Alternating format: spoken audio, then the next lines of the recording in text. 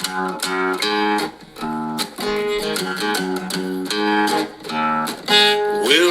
to Jacktown. Won't you stay a while? You might hear some things in here that'll make you smile. But if you're easily offended, better just stay gone.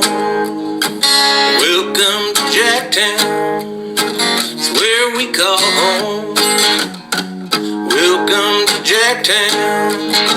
It's where we call home.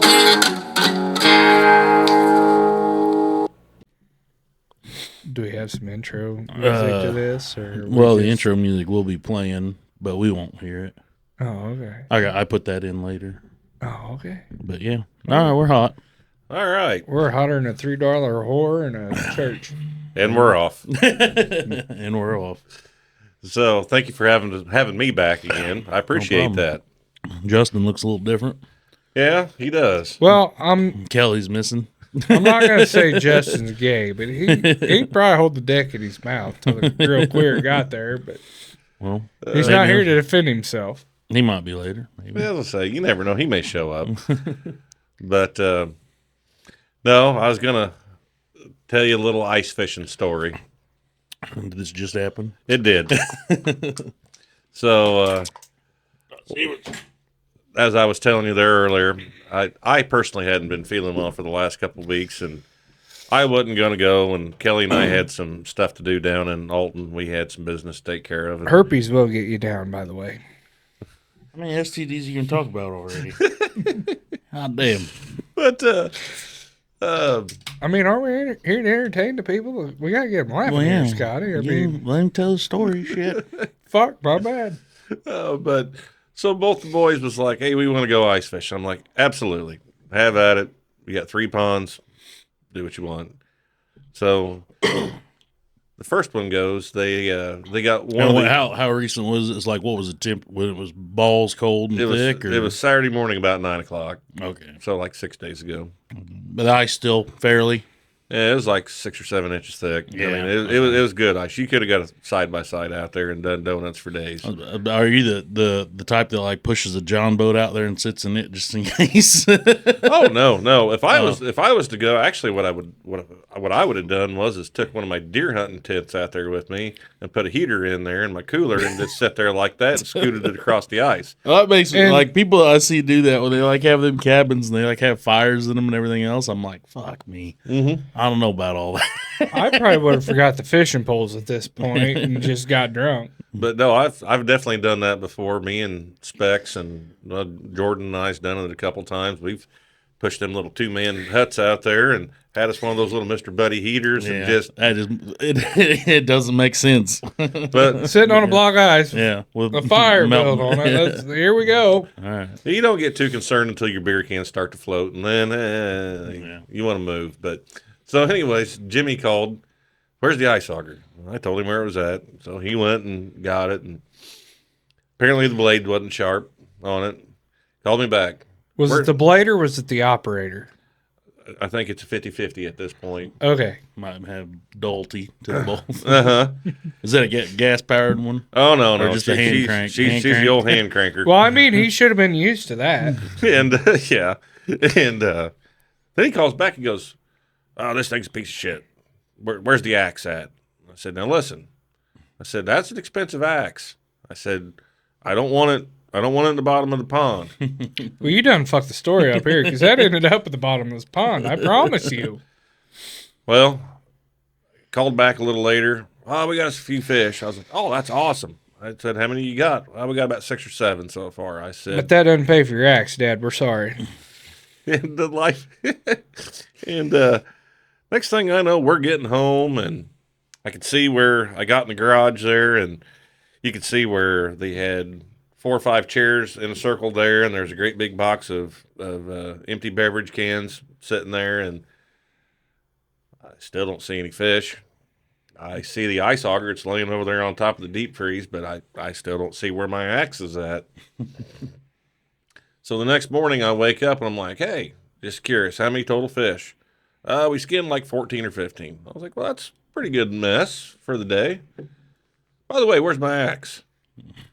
Well, the handle's out there on the pond dam from where it got thrown, and the head is somewhere about 15 foot down in the water because we was chopping away, and we broke the axe clean off right at the head.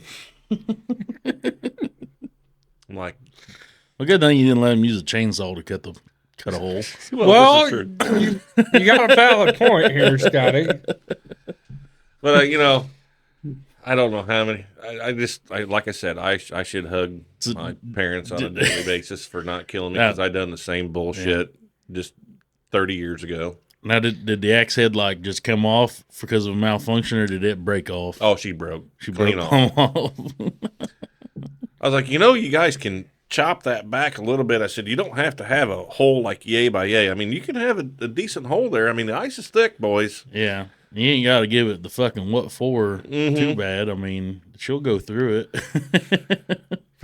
I was just like, whatever. This is just another one of those fuck old dad moments on this. You just got to walk away and go, I can't say nothing. I'm fucking done dumber. Well, I remember as a kid chopping ice out there for the cattle there at the Stooks place, and there was a brand new water tank there that there was a slit in it about that wide from where I slipped, and that she went right through the side. Well, I'll tell you what. This Flex Seal tape and this Flex Seal spray, it will save you nowadays. What? Because I'm using one right now that's got Flex Seal tape and spray on it where I put the axe through the side. So, I mean... I'll tell you what, that shit don't work too good on a fucking bathtub. I don't know if the hot water just eats away at it, but I've tried that. For the tape, the silicone, the fucking paint, whatever. Now, Mel got some stuff that she tried on the tub there at my house, and she seems to think it held. It was epoxy paint or something. I'm not sure what it was. I tried. Then that shit took fucking days and still was like squishy to Well, touch. when I walked in the house, I thought I was going to fall over from getting higher than a kite. That's how it was when I glued these fucking walls up in here. Like that the Gorilla Glue spray. It's just a spray can. Yeah. That's some good shit, and it says it's not toxic, but I tell you what, you get in an enclosed environment, and I beg to differ. Were you seeing pink Tonys, Scotty? Well, sort of, but... I mean, they are. Well, a lot of truth to that right there. Now, was they moving? I don't know. They might have been. I was starting to like smell sounds and stuff, you know, And taste colors. and taste colors. Uh-huh. Yeah, fucking. I don't know it, but yeah. So have your kids yet surpassed you? Like, have they done anything to where you're like, all right, now I wasn't that fucking stupid, or are they still working on it? They've one of them has he's. I'm not for sure if he's passed, but there's It's neck and neck. There's a heated race, Yeah. in there anyways, and yeah, that's sometimes whenever the wife conveniently will remind me of a couple things that might have happened allegedly 20, 25, 30 years ago. Yeah. There's maybe who we should have brought. Brian Gillespie could have said some good stories on you. No, we don't need Brian. There's going to be a lot of allegedlys in there at that point in time. It's all right as long as you start with allegedly. But it might have, might not have. But no, like I said, they ain't done anything that any of us ain't ever done, or or possibly going to do again. I tell you what, I'm kind of glad that like these newer phones and shit, wasn't around. Like like there's part of us that's like, growing up we were like, fuck, we had a camera on us. Ooh, buddy. Like we either be famous, rich, or in jail. Just my senior skip day party would have either made me famously rich or in jail. I mean, that's just all there is to it. But I don't want to get on a harp on my kids deal, but the only thing that really pisses me off with technology in these phones is whenever, and you two are not that much younger than me, but my biggest piece of technology I had as a 16 through 25-year-old, honestly, was a Cobra CB. Right, yeah. Yeah. I mean, I'm being dead serious. And whenever I was out and about, and I had a pretty good Fire Stick antenna on my truck, and I could get out there. Was this the Maroon Ranger? It started off with the black S10, then it went to the Maroon Ranger. I forgot about that black S10. But you could talk pretty easily 5 miles away from your closest buddy, but you get much past 10 miles and you was done. Yeah, I noticed, like, we put CBs on our side-by-sides, me and Phil did. One thing I've noticed, I don't know if it's with fucking all the cell phone bull interference and shit, but it don't seem like they get out there like they used to. Like, you could do a pretty cheap setup. A fucking magnet or fire stick, CB, Bucky, you could reach, here in town, no problem. Fucking, you could reach to the next small town away. So all of us could just get in our trucks and contact each other, Our cell phones don't work half the time, they Scotty. don't. Yeah. I mean... And that's, so I think one of the, like, so for you, technology with CBs, obviously we started to get phones, but I think the coolest, like, you were cool if you had a ringtone on your phone. Yeah. Yes, that you was had what to made buy you them fucking back cool. then, But too. you had to buy them. But that was the coolest thing. Like, you had a ringtone. Now you got it fucking silenced all the time and shit like that. Like, you didn't worry about fucking ringtones and whatnot. But that was who was cool, like a fucking music playing as a ringtone. But I guess my biggest bitch would be, and I see multiple adults doing it too on a daily basis with what I do for a living of driving up and down the road is this thing is in front of you as you're driving, and I didn't have that distraction as at their age. Yeah. And I know that both of my kids has had a few small minor accidents that didn't really, honestly, at the end of the day, amount to much. Well, what am I supposed to do when I'm driving if they take TikTok away? Am I actually supposed to pay attention to driving?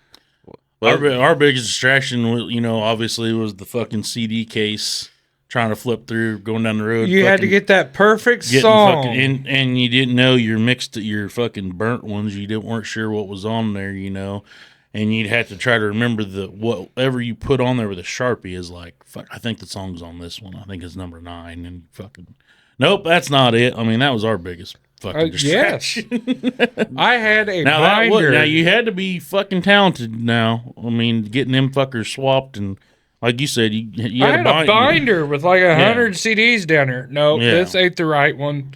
This is right there. That is the perfect song for right now. But we're only gonna play this one song on this CD for maybe 3 minutes. Then we gotta go to this complete other CD over here. I had mentioned this before. I don't think on here, but like I brought this up one time on Facebook. Like, to burn a CD back in the day. Here's pretty much how it goes. You could get like, I don't know, 15, depending on the length. So your first fucking 3 had to be bangers, and then your 4th one could kind of take a break, and then you could throw a slow one in there that everybody gets into. But after the slow one, you better have something else that grabs your attention and fucking keeps you in there. And then you'll get one in there that you skip.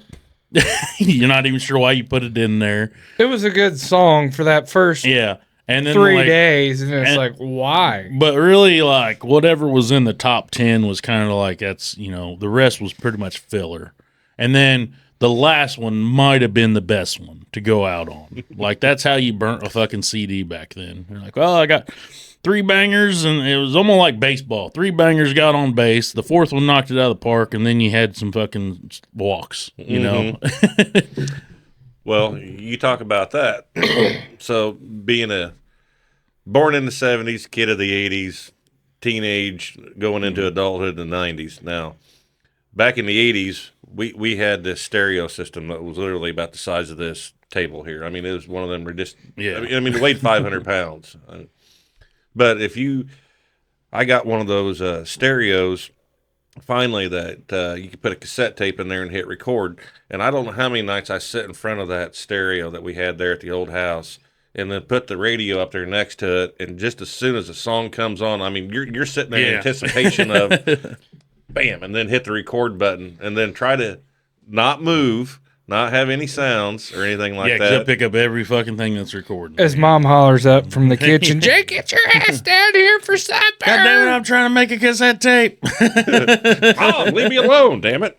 But, boy, that was interesting back in the day. But my whole point to the cell phone there was literally whenever I was going down the road, doing whatever. I had nothing to distract me, and I catch the kids all the time, distracted driving, and that is one thing that just frost my balls to no end.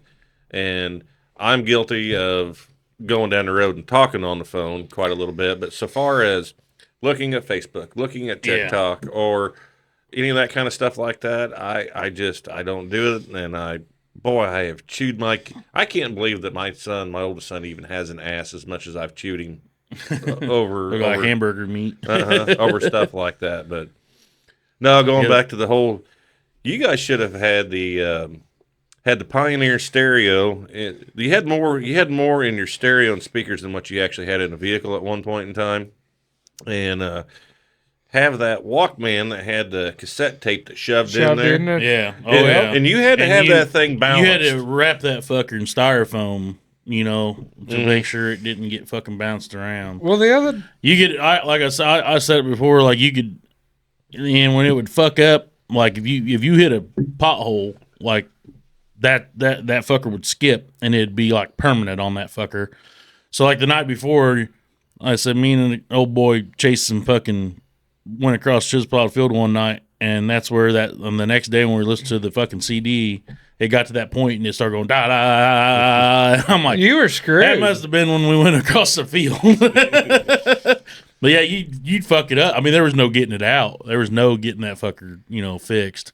You're talking about your stereos, Jake. The other day on Facebook, they showed the old Iowa.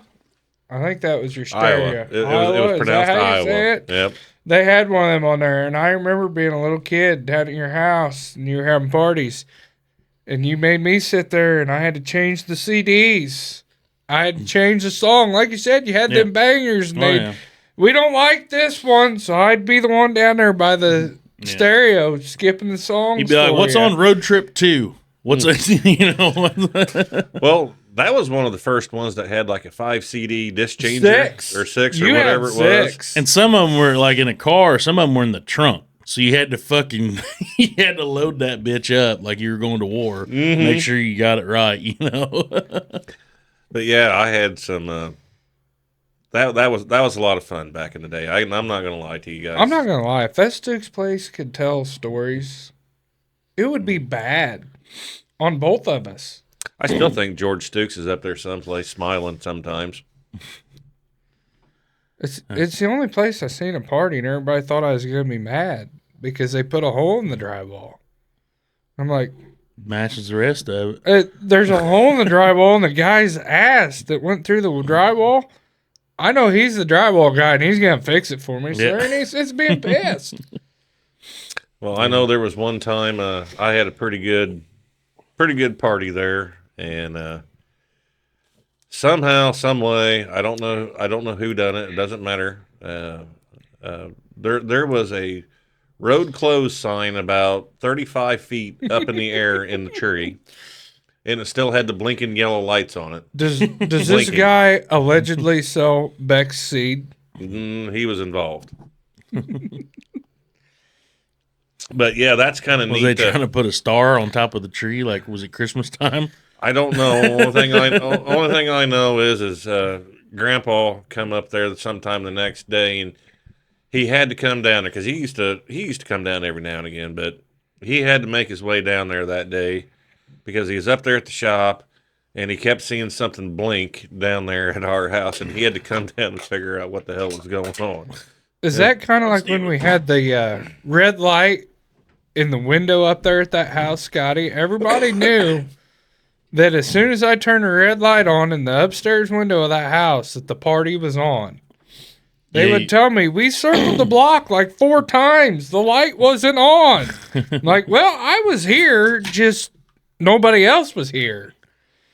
Well, when we see the red light come on, you didn't want to try going down the driveway unless you knew somebody was there because it's a fucking you might nightmare. need to get pulled out. Yeah, it's a fucking nightmare getting up and down that bitch. Mm-hmm. I put a small fortune in that driveway over the years of just rock. It just that one hole as soon as you pull in the driveway right there at the curve. I mean, there has got to be rock at least 2,000 feet down. I'm saying it's to China. You You definitely like if there was a puddle, you didn't want to go in it. Didn't no matter how big it was, you did not want to fucking enter it because you didn't know where it ended. Well, I'll tell you what, it's pretty bad when they got bad enough this fall that we took the backhoe down there and dug ditches with the backhoe to drain them. I remember going down at my Dakota with that fucking bumper on there and we were like pushing fucking rock, just getting in fucking holes so goddamn deep. With like a little fucking mini bulldozer going down the son bitch. I don't know as if you put riprap in there and then put 2-3 inch rock on there and then gravel on there, if it'd still even. I'm not sure if you concreted the son of a bitch if it would stay. Well, the problem is the driveway is lower than the field. Yeah, that's a big issue. So I'm kind of looking at, I need a culvert that'll go across this ditch right here. And we'll just straighten the driveway out because, the only thing up there now is livestock. Yeah. And I'm saying let's straighten the driveway out, throw that in the field, and let's not have all them curves in there to take NASCAR style because, let's face it, I kind of drive with my foot flat on the floorboard. Yeah. Let's not have all them curves for me to be drifting around, shoving the rock up out of the mud holes. But at the same time, it is entertaining. I mean, fucking every now and again, you want to take the back road and do some fucking cornering and whatnot. But it gets old if it's your driveway and that's what you got to do every fucking day. I still say sometimes you like to jump on the highway. I still say that's why we go through so many brakes, wheel bearings, and guaranteed things like that. Is undercarriages, the entire suspension, fucking everything on there. Yeah. Well, apparently you haven't been out there to see the shop driveway. We took the dozer did, Scotty. Yeah, you told me that. It's kind of. I'm not so sure you couldn't drag NHRA on it now. I'm not saying you can. I'm not sure John Force is going to be up for that. But. Yeah. Probably not. But compared to what it used to be, you got to admit, it's... Well, I remember whenever Brian Gillespie was living with me, and before he was dating his bride now, he had another gal that was coming out there to see him, and she refused to go up to Stuke's driveway.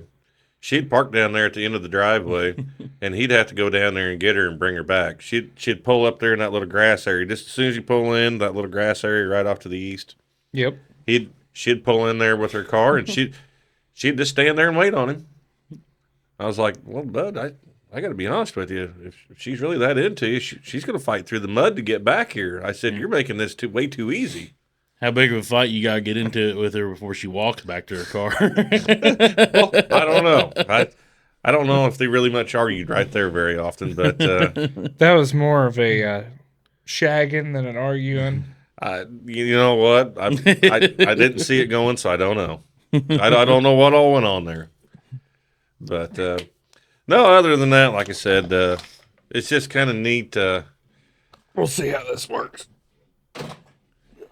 It's just kind of neat to see some of the things that you did as a kid, and then your kids get I to should put the more drinkables on the door. For those of you who don't know, upgraded the cooler I see that. to fucking America. Interesting thing. Went to buy that, bought it through Wally World. So it was supposed to be plain white. Because that version right there is like $250. Plain white's $100. So I'm like, well, I don't give a fuck about. I mean, I love the stars and bars, but I don't need it I don't need a $150 sticker. So we can paint it for that, right? And I'm like, yeah, just give me the $100 white one. I'll fucking get a sticker, So, some bitch was supposed to show up. I don't know, that motherfucker was on and off the truck for like 2 weeks. Like everybody around here was having issues getting shit, And I go, sure enough, that somebody's going to show up and be all fucking busted to hell. And like, I do see one dent in it. There is a dent in it, right but here. some bitch worked, so I wasn't about to That's make a complaint. right. And I got the wrong the beer one. cold, so They gave me an upgrade too, so I'm like, oh, fuck it, I won't. It does that. I'm like, so I'm not gonna fucking worry about it because it'll take me another month to get a fucking new one, if I complain about it. And But yeah, I'm like, I go, you know, part of me hopes, because every day I'm getting an update. Thing has left Springfield facility, is en route to be delivered. And then later on says, package delayed, returned back at Springfield facility. And I go, I hope whoever is fucking all this up is the one that's unloading and reloading that motherfucker every day. Well, I was just getting ready to say, if it was in the Springfield location, if you were delivering for Elmo, Not my could problem. have just fucking. Not my problem. Fucking Well, get I'm it not gonna here. lie, but if you want cold beer, I mean, I'd see me do a lot more work. Yeah, but to I'm give me a like, cold beer. yeah, no. I mean, they're gonna have to take fuck $50 off for me to stop and get it. Mm-hmm. But no, they fucking so also Grizzled fucking was waiting on a fucking mini fridge too, and his wife was like, yeah, funny thing, like I'm waiting on the same thing. I'm waiting on a mini fridge too, because I put a post up like, I hope the motherfucker is or actually I responded to one of her posts talking about how the FedEx wasn't delivering, and I was like, I told him like, yeah, so I'm waiting on a mini fridge, and I said, I hope to God whoever's fucking this up is the one that's unloading and reloading that motherfucker every goddamn night. I go, with that being said, it's probably broke too. Well, it's got a dent in it, but Still keeps beer cold. beer's cold. I'm good. Got a fucking $150 sticker on the front of it. Well, something similar to that just happened to us. New Year's Day, our niece that has lived with us in the past, she decided that she needed to come home for a lot of reasons I ain't going to talk about, but she needed to come home. We're like, yeah, that's fine. Come on home. So like on the 2nd, Kelly got online and she ordered a brand new queen bed, box springs, mattress, blah, blah, blah, blah, blah. All supposed to have been delivered in like 3 days, like you said, out of Springfield. Yeah.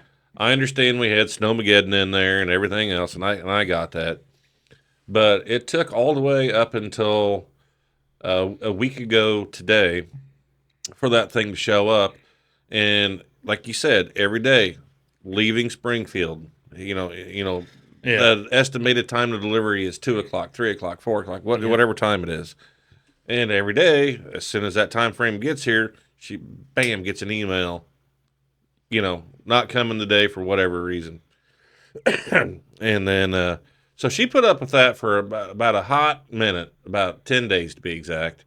And then she stayed at home all day long because the snow was starting to melt and she didn't want all that stuff because they just pull up and Oh, yeah. Yeah, there it is. she didn't want all that sitting out there getting wet, and it didn't show up. And come 5 o'clock, I remember I was sitting there in my chair getting ready to get up, and I was going to go start the grill. And she goes, I fucking had enough. I'm done. And I heard her get on the phone, and I know that tone of voice that she's got because she's had that tone with me a handful You've of times. been married 22 years. Mm-hmm. And by God, the next day, we had ourselves a bed frame and a mattress and a set of box springs. So I was like, well, shit, you should have done that 10 fucking days ago. Yeah. Yeah, and when they finally delivered this fucking thing, I got here, I don't know, probably 3 o'clock or something like that. It was probably in the middle of the road. No, it wasn't here yet. Oh. But I got here. I must have been. I know I was in here doing some shit, and apparently it got delivered. Didn't know about it. Didn't get a fucking notification. Nothing like that, And it was raining that day. Fucking pouring down rain. And I didn't discover that until like 9 o'clock that night. So when I brought it in here, the box was just soaking fucking wet. So I just sat the sumbitch off to the side on a fucking rug and some towels and shit. Like, you motherfuckers. And then I got the notification like the next day that it was delivered. Well, no shit. I've already brought it in the house. Yeah. And they put it they put it on the porch, but like instead of like putting it off to the side where it would have been a little bit of cover, they had it kind of out in the middle. But they also had it in a spot to where when I opened the door, I had to like squeeze out. Mm-hmm. So it's like, what are you doing, guy? Well, if you're going to make me have to squeeze out, go ahead and put it all the way up against the No door. shit, that's under what I'm the saying. Yeah, I'll go out the awning fucking here. garage and around, but it's just the fucking people nowadays in the workforce. Common fucking- decency has went out the window. Oh, it has, absolutely. Well, I ordered I know it was a little bit late for ordering Christmas, but it was like December 12th or 13th. I saw this thing on Facebook.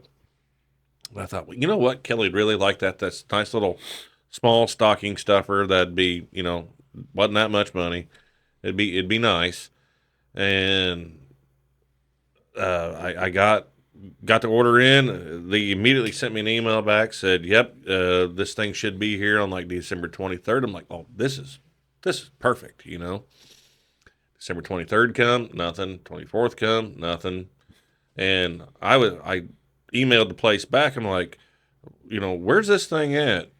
And they're like, well, it's blah blah blah, United States. I'm like, it ain't gonna be here tomorrow then. So, and so I told Kelly whenever she was opening up the other two things I got her, I was like, there's a third one coming, but I usually fuck up and do it like you said, beginning of December, but not thinking how long it's gonna take. And like, really, the only one I buy a gift for anymore is Mom, and it never fucking fails. It gets close to that time and it's delayed and everything. I'm like, hey, your present's not gonna be here today, but it's coming. It's coming. I had a delay for. I had like fucking some toothpaste and a fucking Xbox controller, and it kept on getting delayed because it said weather conditions. Like, I don't remember what the term it was, but that was when it was like fucking 45 out, nothing wrong. But they said due to extreme weather conditions, this won't be delivered today. It was too hot for that time of the year. And I'm like, and it said it was in Jacksonville, coming from UPS. I'm like, what the fuck you mean extreme weather conditions? Yeah, it's kind of nice out. Yeah. But I could get it when it was, in the negatives. Maybe they're having issues with trucks gelling up, shit like that, or fucking not want to start. They're probably running Tri-County FS fuel. Well, you never know. Thanks for the shameless plug. Yeah. I just had to throw it in there, Jay. I'll tell you what are brothers for? I'll tell you one thing, and like I said, we're not going to go into politics here, but I would love to see this stupid fucking deaf bullshit fucking completely removed. That is the dumbest fucking thing I've ever heard of. Let's put water and urea together. Something that, guess what? When it freezes, when it gets below freezing, it doesn't work. Mm-hmm. I busted a fucking pump up there at Love's in Jacksonville the other day. Let's put something that's hazardous for the environment in a plastic jug. Yeah, that's harmful for the environment. You see them fuckers all over the place because guess what? Nobody knows how to use a fucking dumpster. And if you do put it in a recycling bin, it doesn't get recycled. Fucking America doesn't recycle. Because it's had urea in it. Yeah, it's harmful. It pisses me off. I got up there. Thank you, California. 2 fucking times. Yeah, you wonder. Never mind. Go and do it. We're trying not to sit over here and let you two talk because I got to stay quiet. But anyway, 2 times this winter. And a lot of times last winter. Last winter, I got up to Williamsville, and I was already a hot mess because there's only 2 pumps working at the truck stop. There's a fucking line of us. I finally get up to the pump, and the dude that's been blocking the other pump for like fucking, since I pulled in, is sitting there, never got fuel. He's just sitting there eating McDonald's, taking his half-hour break at the pump. Oh, that pissed me off. Amazon driver, young kid, doesn't know anything about fucking fuel etiquette, truck stop etiquette, nothing like that. And I'm like, this motherfucker, like, I'm glad I didn't get behind him. I even went and told there was a Pete behind him, and I went and told that old boy, I said, hey, you'd already got fuel, but that motherfucker up there is just eating McDonald's. He didn't even touch the pump. He's like, you fucking kidding me? I'm like, no. You do with that information what you will. And I was sitting there, I'm like, I hope he don't get out and throw his McDonald's away because I will fucking lay into him. I'm not going to go over there and I'm not going to open his fucking door and yell at him. But if he gets out, now fair game, And luckily he didn't. But get to the deaf part, frozen. Can't you work? And I go in and I said, hey, your deaf pump's not working. Yeah, we know it's frozen. I go, didn't want to put a sign out there saying, hey, deaf doesn't work, so I didn't have to fucking click on the button to do deaf, pull it out, and then it tell me that I got to come in here and talk to you? Like, you didn't want to put that out there? Hey, don't do deaf, it's not working. But like, well, we figured people figured out. I said, yeah, people figure out a lot on their own nowadays because fucking idiots like you don't want to let us know. And what if I have none whatsoever? I didn't. I can't. I didn't. I had to go, and then they didn't have any. So I And had to 2.5 fucking gallon jugs. They didn't have any inside. They didn't have any, so I had to fucking get on my phone and search, and I found a nearby Shell station that sold that, and I called them and said, "Do you have them?" And they said, "Yeah, we have a whole stack of them here." And everybody there was in a panic. They're like, "Where in the fuck are we gonna get DEF?" And I'm like, "Well, I just found a place, but I ain't gonna tell you because I want to make sure I get one." And I went there, and them motherfuckers were like $20-something a piece, and I'm like, "Holy fuck!" It's four. It was at the time like $4.12 or something a gallon, and they're selling it for fucking 20-something. So that's fucking 10 plus a gallon. And you can go to Farm and Home and buy it for $7.99. Yeah, I'm and like, 2.5, I Jesus think I seen Christ. the other day. We did get smart and we bought a pallet of it for winter, you know. And I would always, I always had one in my trailer box just in case something fucking happened where I went somewhere, got fuel, and it didn't have any. But like I said, it gets below freezing. That fucker's junk. You know? And it developed some kind of mold on the cardboard that is not from this planet. I assure you. Like every time I had to open that side box, I had a crowbar in hand because I wasn't sure if that some bitch Might blow up. no, I wasn't sure if it wasn't alive. The amount of fucking mold and fungus and everything that was coming off that fucking box, I wasn't so sure. I'm like, one of these days I'm gonna open that some bitch up. That some bitch gonna hit me. There'd be a gremlin come out. That's what it looked like, and I'm like, how is this good for the environment? You know? Well, I know that DEF will get slushy at roughly 16 and at roughly degrees, and at roughly 12 to 13 it'll freeze solid. And This shit was frozen solid at 30. Well, then there was something fucked up then. Well, And last week, it was in the 20s when I was at Love's last week, and I went to get DEF, and I tried pulling the fucking hose out, and I could already tell this motherfucking hose is frozen, you know. And I go to put the fucking nozzle in there, and then the pump don't want to move. Well, I gave it the what for. Next thing I know, the handle's in my fucking hand. I hugged the sumbitch back up and fucking walked in, said, "Pump 22's down." And I said, "For DEF." "What's wrong with it?" I said, "The handle's in fucking pieces. I don't know." But the gun, like, broke. Just broke. Fucking. Well, I know my pickup, I went to put DEF in it, I think sometime last week, maybe. I don't remember when it was. And our DEF tank and pump is in our machine shed. It's obviously been cold. I haven't needed it. I run it in a loader tractor. I run it in our pickups. Haven't used any for a while. Well, my truck's... Didn't say Todd Stevens, that's why. My truck is all but I got out. natural light. And I'm worried about putting my truck in limp mode. So I back in the machine shed. I'm going to fill this thing up. As soon as I hit the trigger... Fuck, I didn't realize I had that. Oh, you got one of the good Boy, beers. Is that a 16er? Yeah. Oh, boy. So Not a tall boy, by the way. that is not a tall 24 boy. ounces of tall boy. I'll bring this up every fucking time.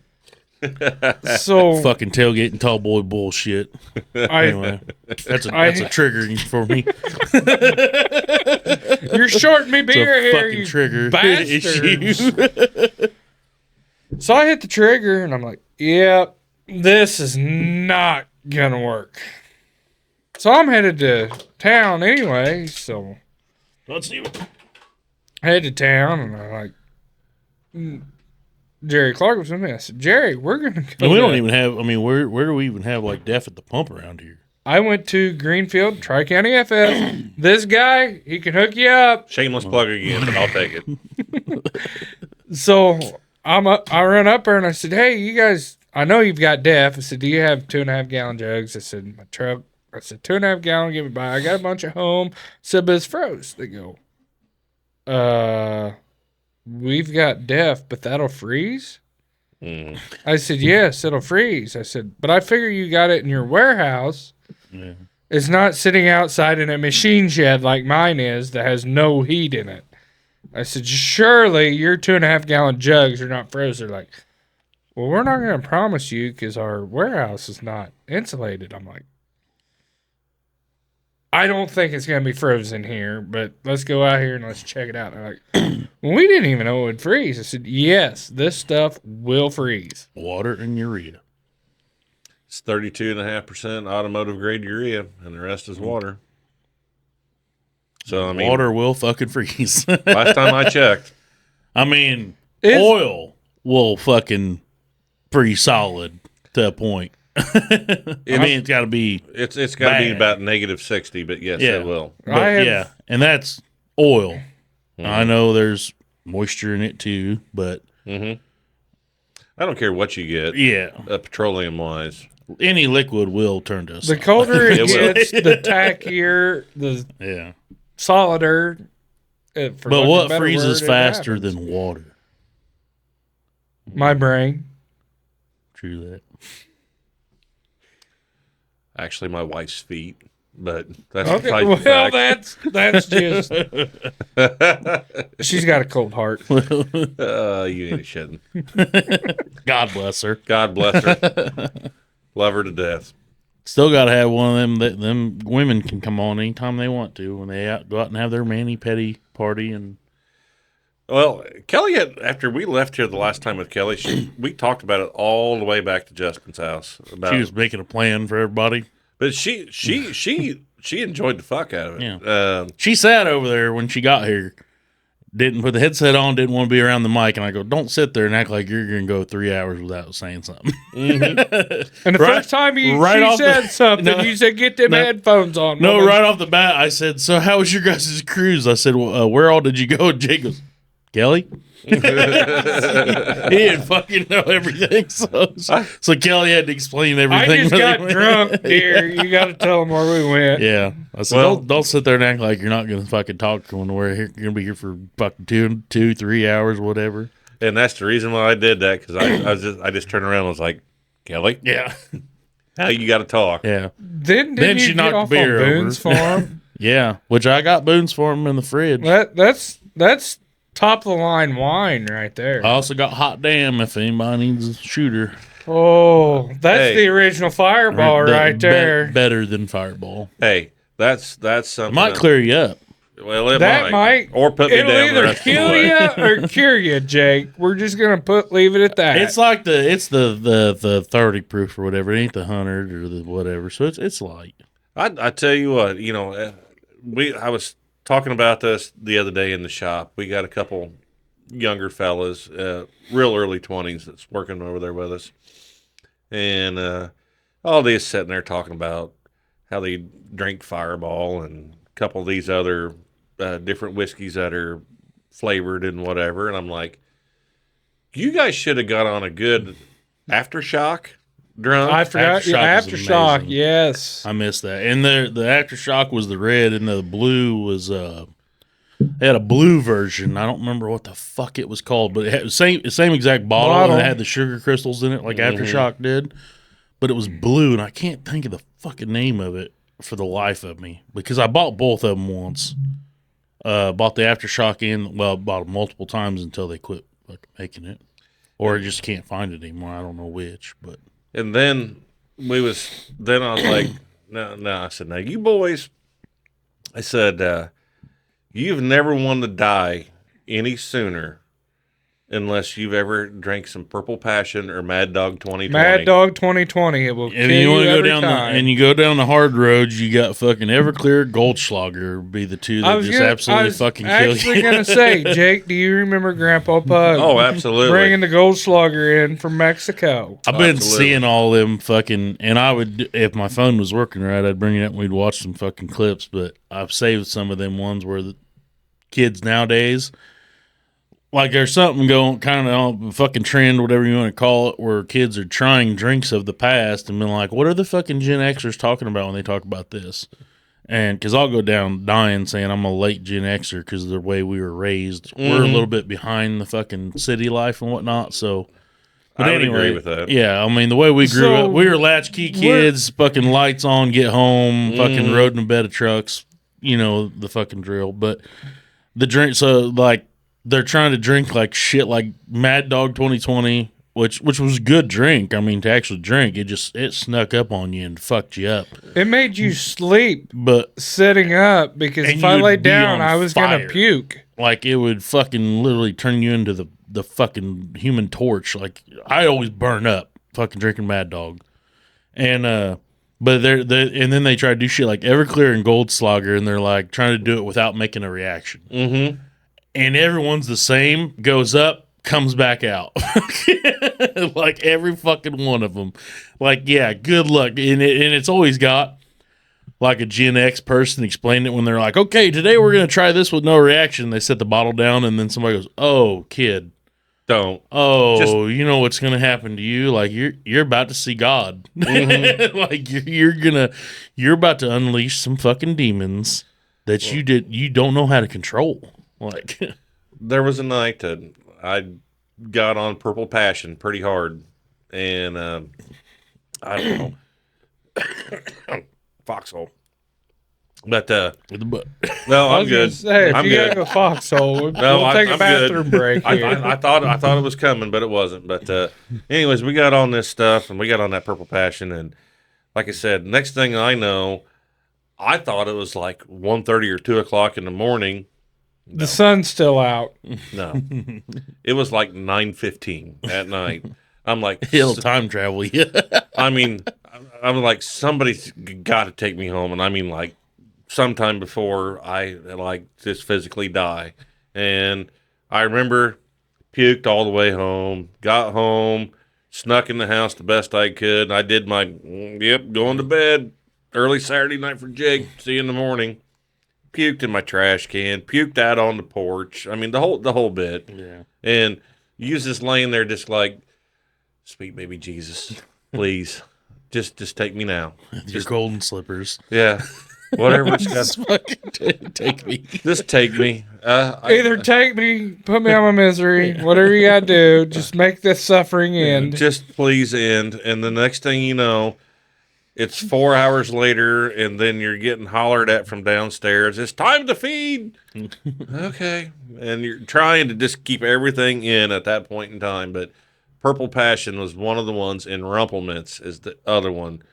I got rug burn on my forehead, right above this eyebrow, because I was trying to crawl to the couch where there was a basket over there by it to puke in, and everything worked but my neck. I could not lift my neck up off the floor in my head. Just fucking shut off. I mean, from here up, paralyzed. Nothing. It would not work. I mean, there was not enough hydraulic oil or anything else to make that thing go. Kind of sounds like pineapple motherfuckers too. Yeah. Them will get a guy. Does anybody make those like? I mean, Sidebusters was notorious for they finally knew it. Like, you were always the guy you had to add, Todd, what's in pineapple motherfuckers? If you go to Sportsman's Inn, Chesterfield, Illinois, Yeah. they call it a fuck it bucket, But it's the but it's the same thing. same thing. And I don't know if Overtime still has it, but when it was Freddy's before it moved over to Overtime, they had me I mean, write they can make it. Yeah. Yes, they had me. Well, I didn't write it out because you couldn't read my handwriting Right. if I wrote it down. But somebody, Had how you do you make translate. this? So I told them, and they wrote it down. Whether they still have the card or not, I do not know. But they could make them there. See, They were like $27 a picture the last time I bought one, though. I've been telling everybody they need to put, like, during the season, put fucking pumpkin pie shots on there. Yes. I got some of that in the fridge, too. I don't know when that I mean, that's going to expire in, like, February. Oh, I mean, I think it So would at be a midnight. phenomenal idea to get them in here right now. Well, when we take a foxhole, we'll get some. We'll do some testing. But anyways, Did you got a drink? Did you guys ever have? Did you guys fuck with Sparks much? Yes. we didn't. You didn't. No. Scotty, that think was that- honestly at our allegedly under 21 parties at our shop. Nonsense. But that was I mean, was I when think you may or may allegedly not have got locked out of our shop and had to hide in the loader tractor when the Yeah, cops I showed know. up. allegedly. Allegedly. That was, of course, like when we were that was when the energy drinks became the fucking thing, and that was like an alcoholic energy Drink. It I was don't like think your they mom. make. I don't think they make it anymore. They don't, but you can It buy was like it's cocaine in a fucking can. Oh. It's, I've got the monster drinks. do not drink 3 of those in an hour, Scotty. Well, those things don't have any energy shit whatsoever to them. Maybe it was just my imagination, but I drank That'd be in 3 your of head them. because we And already. I thought my heart was gonna No, that's skip in out your, of my that's in your chest. head because we sat here one night and fucking I had one of them and I read the information on it and it was like we took all the energy out of it or whatever. That's got no sugar, no anything that's in energy. It doesn't have any of that. But that Sparks though, like Tui said, he goes, I love that shit. He's like, you drink it. He's like, your tongue would turn orange. He's like, and then you couldn't feel your face, but I fucking loved it. But you keep It was like cocaine in a can. you keep saying this Todd Stevens as you throw your can over there. His truck might have been in our shop getting a new transmission. Clutch put in it. I've told the story about when that started. Sparks was getting drank there. Yeah, That night. yeah. Not gonna lie, because everybody fucking running, everybody like, why do you guys yell Todd Stevens when you throw fucking beer cans? Todd Stevens asked me the next morning when I said, yeah, we may or may not have been dancing on top of your truck last night. He took one look at it and the top was caved in. He said, did you have a fat woman up there, Todd? And we had your entire bed filled with fucking different fucking flavors of beer He said cans. we could not fill that truck bed with beer cans in one night, and we done it. And he might have had parts underneath all that. Now you guys talk about today's Monster energy drinks, and I don't drink them. So I don't know the names of any of this other bullshit. But the original '90s energy drink was Jolt and Surge. Mm-hmm. And they were just there was like a Jolt weren't Cola. they? Mm-hmm. Yeah, Jolt Cola and Surge. Yeah, Surge was a big like It was kind of like Mountain syrup Dew, in a wasn't it? can. Yeah, Well, it was wasn't Mountain it? Dew on steroids. Yeah, Yes. basically. And Surge was basically Coca-Cola on steroids. Yep. But Yeah, you can. I think you can still find Jolt Cola out there. The fucking like the tall boy like fucking Jolt Cola. Is Really? it Jolt or is it Volt? Because I've seen some with Volt on the bottle. Like as I'm saying it, there's the movie Due Date, which ain't that fucking old. Robert Downey Jr. Zach Galifianakis, they're traveling across the fucking country. Yep. And he's at a fucking gas station and he goes, "Is that a Jolt Cola?" And he goes, "Yeah." And he goes, "Drink it." And he's like, "Okay." And he opens it. He's like, "Drink all of it because you're driving." But it was a Jolt Cola. okay. Okay. Fucking- Well, So I know. it's still out there. Well, I mean, like I said, that movie's a little old, but not I terrible. swear I've seen something with like Volt or something. I'm sure on the there's Volt. side There's that's kind of There's fucking C4, you know, bang. the Ghost. Monster, Ghost. I mean, Red there's Bull. so many out there. Yeah. I've tried a couple of them energy drinks before, and it just don't float my I boat. mean, we weren't all born in the 70s, Jake, and grew up in the The- 80s where cocaine was probably acceptable. The only one that I really drink is I'll drink the Monster Ultra ones or whatever that are they don't have like the sugar or the fucking any of that bullshit in them. Like they're pretty, as far as those go, they're like mild.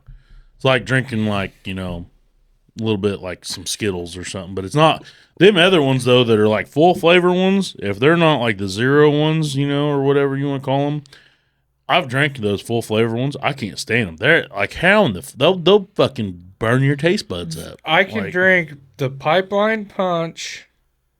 I like the white one, the Monster. white I like Ultra. the white one. And there's a pink one that's pink and black. It's a newer one.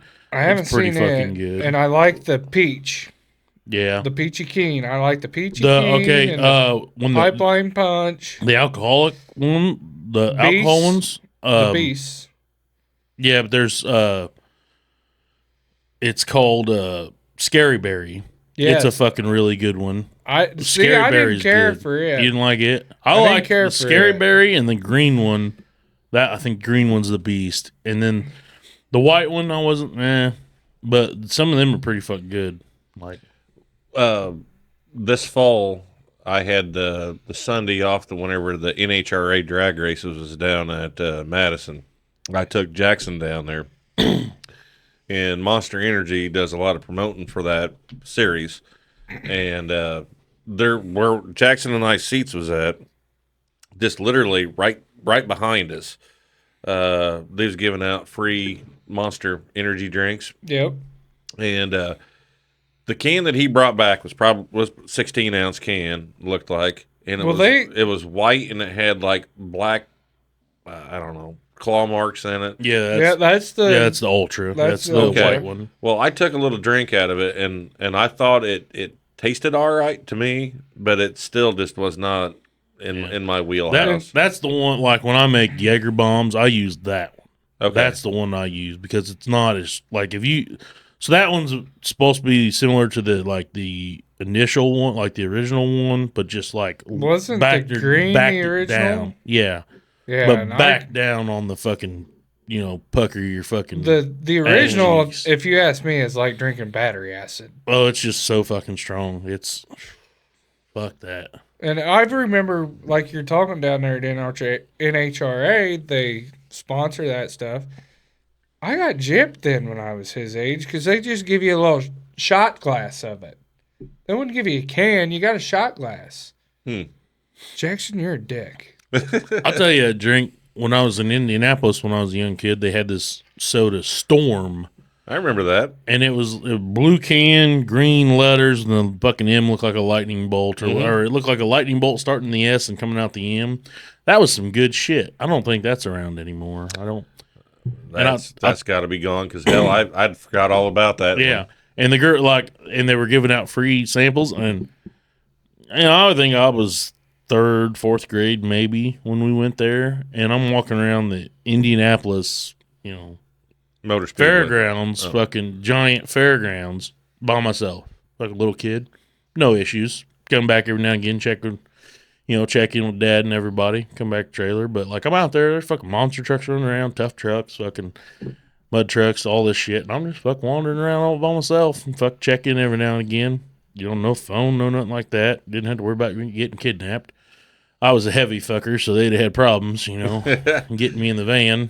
Unless they had to put that Storm shit up there, because I kept circling around through this place trying to act like I was a different, like, oh, what's this? Like these people see so many fuckers come through, they're not going to recognize me because there's only one free sample, as far as I knew. So I just kept coming through there. I fucking drank them some bitches all weekend.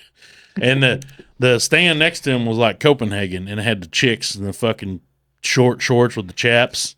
So were you like 3 years old getting Copenhagen samples 2 years? No, I wasn't getting the Copenhagen, but it was nice. We had to make sure placement, make sure everything was up to snuff proper here. placement. I make sure them girls weren't cold or anything, and all the lack of clothing they had on and whatnot, But yeah, I drank the fuck out of those. That was the only time I ever had that. Was that week, and they were. I mean, they're lemon lime, so similar to Mountain Dew. And Mountain Dew was one of my favorites. So you weren't worried about the drink. You were worried about the Copenhagen girls. You let the and every cat time out I of the come bag by, here. they'd be like, "Oh, how you doing, sweetie?" And I'm like, "Yeah, if I only knew how to talk to you." Well, speaking of stuff like you said, you was just kind of wandering aimlessly throughout the campgrounds or whatever. But I remember I would have probably been a sophomore in high school. The summer going into my sophomore year,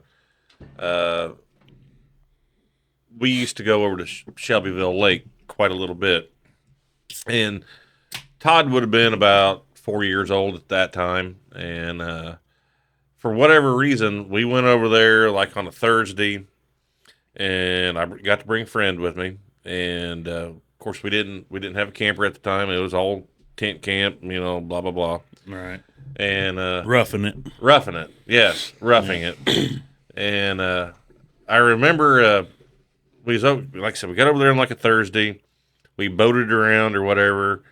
We met some other friends over there that had a boat, and then on that Friday, we boated, went to the beach, did all that good shit like that. And I remember me and my buddy, we got up that next morning on that Saturday morning and look over there, and there's Bob and Carmen.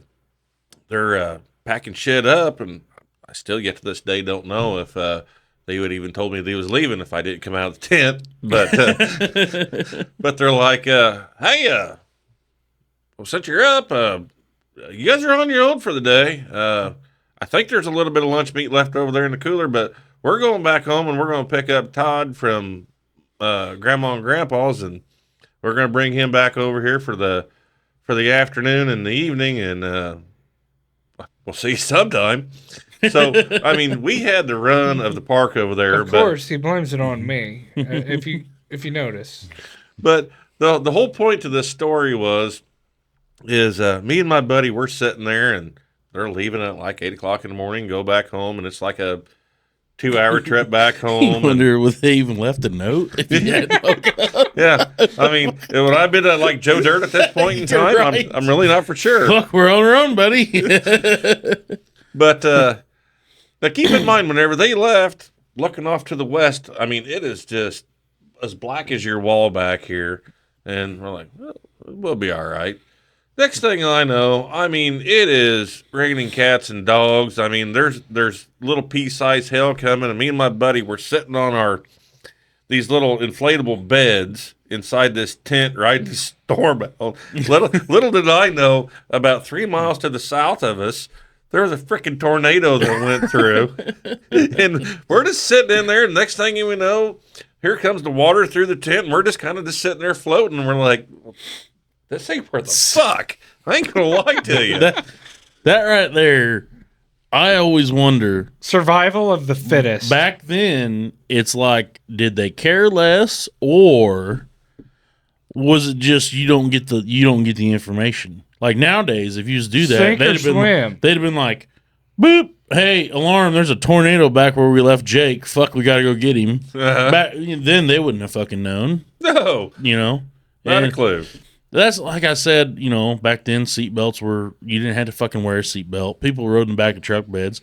But we also didn't have distractions like phones and shit like that. And I kind of wish like we could roll it back a little bit, because when you see, like, if you tell people nowadays, like, I rode in the fucking bed of the truck around. Now, are you fucking kidding me? That's so dangerous. You could have been killed and whatnot. And it's like, you never heard about anybody falling out and dying.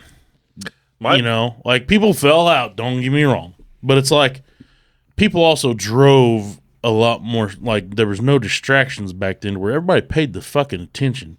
Your brakes, the vehicles themselves, you knew you couldn't stop very fucking quickly because the brakes weren't that fucking good as they are nowadays in cars. So like it's almost like, the more we upgraded technology and whatnot, the more we fucking set ourselves back, because back then everybody drove sensible. There was less wrecks. And I say this is not an educational program. This is purely entertainment. Do your own research. Don't fucking take what I'm saying as truth. Gospel. Yeah. But in my opinion, from what I've seen growing up, the statistics may fucking say otherwise, but you didn't hear about people fucking wrecking and dying that much around here back then as you do now, like fucking distracted drivers. You could have a bed full of fucking kids heading to the ball field. Nobody's going to bat an eye. Hell, we used to jump back at, Dad had a regular cab, long bed pickup. There's 5 of us kids and him and Mom. Mm-hmm. So when we go somewhere, fucking some of us just rode in the bed. Well, I was going to say, and I'm not going to mention the guy's name because I don't know if he wants it mentioned or not, but my baseball coach through Little League literally would pull up in front of the school after the buses left. That's how ours was, yeah. There was 11 of us boys on that team. There was 2 of them that got to get in a regular sized cab truck with our coach. Us other 9 was in the back the entire time, and we rode from the elementary school all the way out to the city lake. Yeah. Through town. When Tommy Grizz was on here, that's what we were talking about. His dad would pull up to the fucking elementary and honk the horn. All of us kids come running out and jump in the bed. You didn't want to ride in the cab. Fuck that. We want to ride in bed. And he had like a 2x4 for a tailgate. Like, fuck it, you know what I mean? Yeah. Like, we didn't give a shit. Fucking, let's go. We were the cool kids at the back of the bus. Yeah, that was the old fucking war wagon, We jumped in that. You seen the war wagon pull up, everybody just ran out there, fucking jumped in, took off. If you seen that nowadays, you're like, that fucker's kidnapping all them kids. Mm-hmm. Well, I remember being, I don't know if I was out of high school or not yet, but close to it anyways. There was a lot of times we'd get a guy that had a full-size pickup, and there'd be a keg sitting in the back, or actually in the front of the truck, but the tapper was run through the sliding back glass window. And we'd all just sit back there in the back of the truck. We'd road trip for hours everywhere. Never around here. seen such things done. Never in my life. Like, we used to go to like Eldred to visit our cousins all the time, and we jump in the back, put lawn chairs up, and ride in the back of the truck, all the way over there. Fucking, not a fucking, not an issue, but like, and even in, like I said, you'd have my dad, and he would always, you'd be on the highway for a while too, and then he'd take back roads and whatnot. And of course, you'd come up that corner, and he'd fucking pin it, and you'd knock you over, and everything else fucking around with you. But it was like, we were still safe. Now, if we'd have fell out, Mom probably had his ass, but, fucking. There was one time, me and a couple of my buddies, he borrowed his dad's 3/4 ton truck, and it was a long bed, single cab truck. And we finally got enough balls to do it, but we went and we found us a 20-foot blue tarp, and we lined that bed. I know. Hang on we'll take a foxhole and pee, and then we'll come back to that, because we definitely got one for that Scotty one too. and I may or may not have done I'll this. take a quick fucking foxhole. We'll be right back. Fucking. So You know what I need on this thingy? I need one of them grabber thingies, because it's almost fucking too far. I mean, it is like a whole 6 inches out of your way. I guarantee you I know where one of them is, and the guy would be grateful if I'd get it out of his shop, because we keep pinching him with it. But no, Scotty, like I was saying, Back to the old Todd Steward. I had a buddy that had an older Ford. It would have been early 80s. And I think it had 2 broken leaf springs and maybe a shock shackle that wasn't even attached or something like that. And it was like, man, it's hotter. You were shitting in tall cotton. That's what you thought. I was like, buddy, I said, I don't know. I said, this is your old man's truck. I said, I don't know about this. I said, you know what happens if we break her in two? I said, you know what's going to happen, right? Yeah, but got a couple chicks that's wanting to go out and do something today, but it's so hot we can't get us all in here. We'll just melt, because the old truck didn't have air conditioning or nothing in it. I was like, I said, the old blue tarp, and we can go to town, and couple bucks worth of quarters is gonna put a pretty good pile of water in the back of that truck. And I said, we can take turns driving, whatever you want to do. All right, so we did it, got all the girls with us and everything, and away we went. And and right now, from what you just said, now I know that sounds pretty fucking easy said and done. That takes a lot of work, Scotty. And I'm sure you're going to get to this, and people might see the same thing. Good luck. That's all I got to say. Because you got it in your head. Yeah, I'm going to put this tarp in here. I'll put a ratchet strap around it. I'll fill it with water. We're going to drive around. It's going to be no problem. Mm-hmm. Problem. There was. I don't know if we made Have you ever hung out in the fucking wave pool at Raging Rivers? Yes. Do not leave the back glass open on your brand new 2011 Ram with people in the back drinking beer, laughing like hell, and then here comes a wave right through the back glass. But yeah, continue. But we did put some buckets full of gravel in the corners to kind of keep it there, keep it in somewhat. I don't know if we made it to the square, and we'd lost about half the water. Yeah. But anyways, of course, by the time you put a couple bucks worth of quarters in, you get I don't know, halfway up on the side or whatever, you think it's good enough. And keep in mind that tower water, even though it's 105 out, it's cold. It's cold. Fuck it is cold. Because didn't we put some water in the bottom of mine that drove it there, Scotty? We'll let him tell his first, and we'll explain our whole situation. But I remember we got out of town, we got on the Wright's blacktop, and we was heading west, and finally we was all still piled in the cab at the time. We're like, well, we'll ride around for a little bit, have a couple beers, Get good and warm. let the water warm up a little bit. Yeah. Maybe the exhaust will go up magically, and Somehow. make it like a goddamn hot tub or something. Yeah.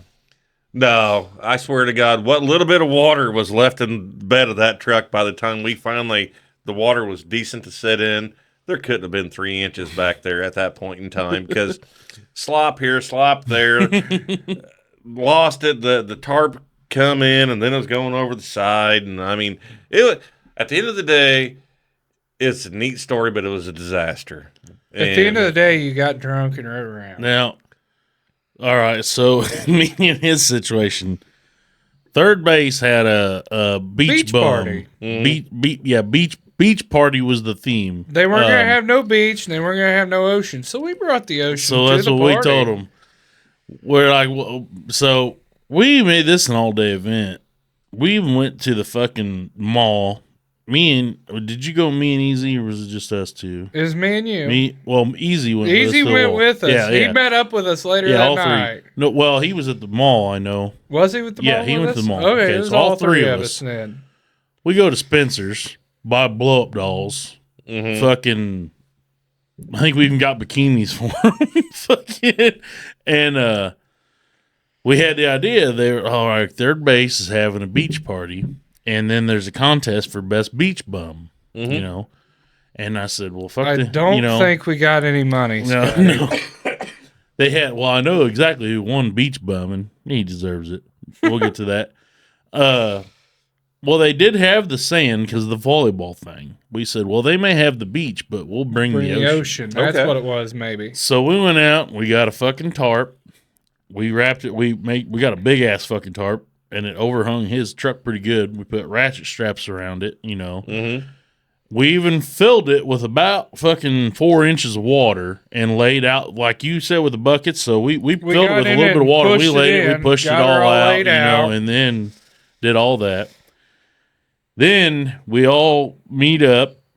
We go to the fucking city, get water, and like you said, it was cold as fuck. Mm-hmm. Well, You and Easley rode in rode. the bed Yeah. in the water all the way there. so me and Easley jump in the bed, and we're like, let's go to the fucking bar. Now, And I've mind got you, my the back people- glass open so I can talk to these guys in the back. And I just barely tapped the brakes, and it filled the whole cab of my truck with water. Mind you, the people that don't know, you know, the bar is like 6 blocks away. We ain't got to go very far. Of course, we went out Lover's Lane way, you know, that way. We but didn't want to take it through the middle of we didn't want to go through the middle downtown of town. Greenfield You know. and let the cops see the party But- on wheels. So we took off, and now Todd's driving nice and easy, but that don't matter. Mm-hmm. There's, like I said, it's like trying to be cool and hang out in the fucking tidal wave pool at Raging Rivers. Me and Easley are back and forth, slamming against the fucking tailgate, slamming against the cab, fucking, oh my fuck God. And then Todd went to holler something, and he slowed down, and he opened his fucking thing, and he said something, and I don't even remember what he said, and I think he heard us back there yelling, so he was checking in on us, and I said something like, we're fucking drowning back here. So he hits the brakes, and by the time water's reported in, you just see that back glass close real fast. So me and Easley's like back there, and I mean, we're fucking drowning in this goddamn, I mean, you know, it was just a long bed pickup, and we're just, like I said, tailgate to cab, and we're barely moving. He's just fucking idling down the street.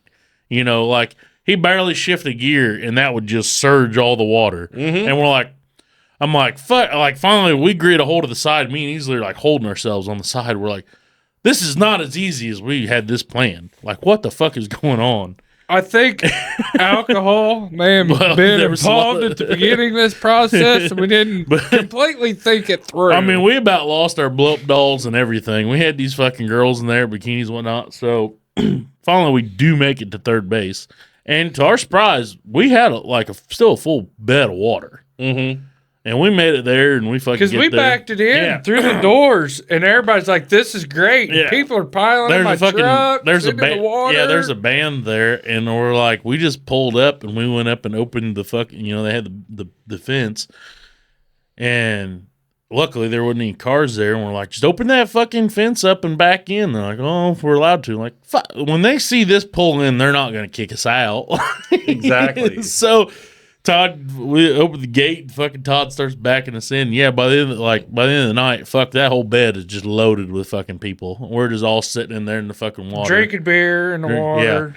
Having a good time. We did not win Beach Bum Award, and I'm not mad about that, but JIMMCU later won it.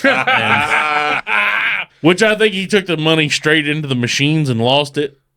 Still good. I didn't fucking care. But that was a hell of a That fucking was a night. good time. But by God, I'm telling you right now, if you think, like in your head, I know it all sounds good and proper, but if you load the truck bed down with water and try going cruising with it, you're going to die. Like I said, we started with about, maybe a foot of water in the bed. I swear to you, an hour later, there was that much water left in the bed. I said we made it across. We made it, probably a distance of 6 blocks or so, and it'd be probably a half mile. We made it that far, but we had that. But we also, we had it plumb to the top. Like he had to pull out from underneath of it because the water was still fucking going. Mm-hmm. So we had her plumb to the top, but. And we did take a ratchet strap, and that's what held the sides over. Yeah. And I think that's the only reason the tailgate didn't fly open with all the water pressure. Yeah, because it was... Well... we're going to get in some fucking Booney here. Some Boone's Farm. And I don't want to incriminate the guy that was involved in this, but I remember we had this plan of, we'll have people sit on where the wheel well fender is in the bed for the middle spot, because we didn't have a way to keep the tarp up there, because we didn't take baling wire with us, we didn't take ratchet straps with us, we didn't take sandbags with us, we didn't take anything with us for that, because we're like, well, we'll just sit there. Well, I'm not gonna lie, I think this beach party was on a Saturday, and Scotty and I come with this idea Friday night. Mm-hmm. Yeah. While we were sitting there, we're like, how are you gonna have a beach party without water? Mm-hmm. So we sat down and we're like, how can we get water to this party? So we actually had some planning in this, and it was a good thing we bought them blow up dolls, because I was using them as a life fucking vest to try not to die out there on the fucking water, because I'm telling you right now, a storm was brewing out in the back of that truck bed, and them fuckers was the only thing saving my life at the time. You needed the USS Jenny at that point in time. I did need the fucking Jenny. I'm telling you right now. I think the Jenny may have been over the tailgate. Yeah, Scotty. I might have been out on the pavement, but you might have been whitewater rafting at that point in time. Yeah, but I'd have been. I would have been fucking out of the ocean. Well, I remember our trek. Like I said, we took the back streets after we left the water plant down there. Went through the handful of stop signs, got out on the right's blacktop. We was heading west, and we turned like he was going to go towards Kohler's, Benji's, Bob Ford's, that area out in there, just to get off the road. And I swear to you, we put 200 gallon in that bed of that truck. And by the time we got to Benji's driveway, there might have been 50 gallon left in the fucking truck. It was not as cool as what I thought. The concept of it was great. Concept was great, but hindsight, lack of preparation. And like I said, the girls was dressed up in their swimsuits, bikinis, whatever they was wearing at the time, and they was all giddy about it. And like I said, at the end of the day, there was probably 4 inches of water, 10 minutes later in the back of that truck, and everybody's sitting around going, well, this sucks. This kind of sucks. Yeah. I ain't gonna lie to you. Yeah. And then, like I said, on top of that, it was ice cold coming out of there. Yeah. And for me, it didn't bother me. But I took the first stint of driving my buddy's dad's truck at the time.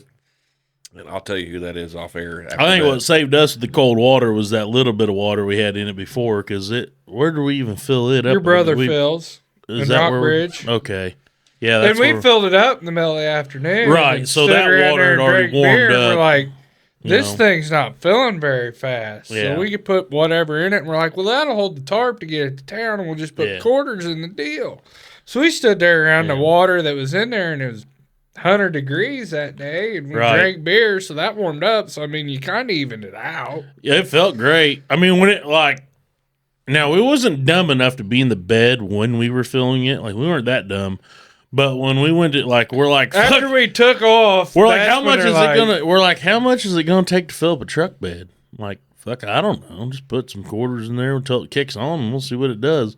Well, just kicking it on was enough. It fucking like started to overflow, and I'm pull forward. And then when we went to get in, it was fucking ice cold at first, but by the time we got there, By the time we got beer in us at the end of the night, we it was, really yeah. didn't care. We back to everybody's like, "Hey, can we get in?" We're like, well, yeah, we're what in do you here with a think we bunch of brought blow it up for? dolls, like a couple blow up dolls. We ain't gonna kick you out. Like, I mean, shit. Well, I do think them blow up dolls might have saved our life at some point in time that night, though. Oh, there's just so many stories about doing stuff like that. That once again, not necessarily the water in the truck or whatever, but you want to go out and do a road trip and see how the road conditions are after you just had because we used to have a little bit of snow back in the day, Yeah, we used to get that thing. and I don't know how many times me and Woodsy we'd just load up and we'd go and. Next thing you know, you're hitting drifts about headlight high in the truck or something like that, and you're like, "Dude, maybe we should have, maybe we should have stayed home. Oh, we'll be all right." Sometimes you got to back up and go again if you can actually back up. But Yeah, when you was told there was a bad storm coming, everybody's freaking out. You were always like, "Fuck yeah, yeah, go out right." I got a 4-wheel drive 'Cause pickup. you It didn't have ain't to- gonna stop me. The best thing about that, when you went out road trip, you knew you weren't going to see anybody else but a snowplow. I mean, and they were going to wonder what the fuck you were doing out. I mean, I cannot Those remember always if I good told times. this story the last time I was on the podcast or not. But speaking of Woodsy, me and Brian was living together back there at the old Stooks house. Is this the ketchup and the mustard war? It gets to that point, yes. But Brian and I damn was. it, Ben Storm's good. Mm-hmm. Oh, I know. But we was sitting there and we played PlayStation all day long. We was snowed in, couldn't go to work. Well, You had 6 inches of snow and 3 cases of beer. there might have been a little more snow than that, but it wasn't much more. But Woodsy just lived down the road from me at the time. He only lived a half mile away from me. He called the house. He goes, "What are you guys doing?" I said, "We've been drinking beer since like 8 o'clock this morning, playing Xbox, playing one of the Madden football games, and we're about out of beer." He goes, "Well, I'll take you idiots to town if You'll buy me beer, buy me beer." allegedly. And I was like, "Fuck yeah, that's not a problem."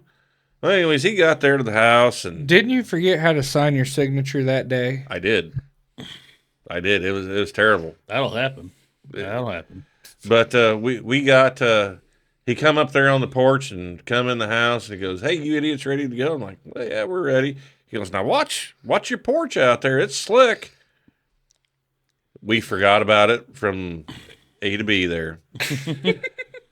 I mean, top step, about 4 foot off the ground, off that east end of the house. You know what that Yeah. porch looked like. Flat on the back. I'd be Right. damned if somebody could have put a handrail up. There's a handrail up now, Scotty. Oh, But- now there is. There is now. The insurance company got on me and I had to put a handrail up. But Brian went down, just flat on his back, down like a fucking sack of potatoes. I was laughing at him. I made it down the porch just fine, and I made it almost all the way to Woodsy's little GMC Blazer, whatever that was back in the day. And I forgot how to walk, and I fell down. And whenever I did, I hit my left ear off the telephone pole out there, and I thought I broke my ear. Now, just so you know, it is impossible to break your ear because it's made out of cartilage. But I thought I broke my ear. And he finally got all of our drunk asses loaded up.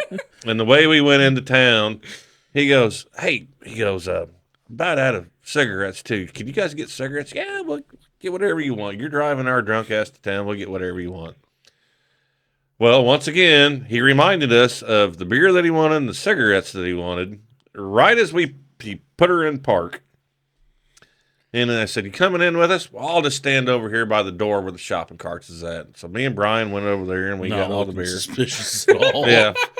You probably asked him if you remembered everything as you're standing there checking out. So I'm standing there. I got a couple cases of beer sitting there, and I'm got my checkbook out, and I'm seeing about 3 checkbooks, and I was like, the young gal that was there that was Chad's age, I said, "Fill everything out other than my name." She just looked at me. I was like, "Seriously, just fill her out." "Well, wait a minute." I was like, "Brian, what the hell did Chad want?" And keep in mind, the gal checking us out is in his graduating class. And Brian goes, I think he said cigarettes. "Well, what brand did he want?" About that time, Brian goes, "Hey, Chad, you still standing over there?" "What kind of cigarettes did you want?" And he come around the corner like a raccoon coming out of a den tree going, "Marlboro Lights, you fucking idiots." And out the door he went. I said, "Can we please have some Marlboro Lights?"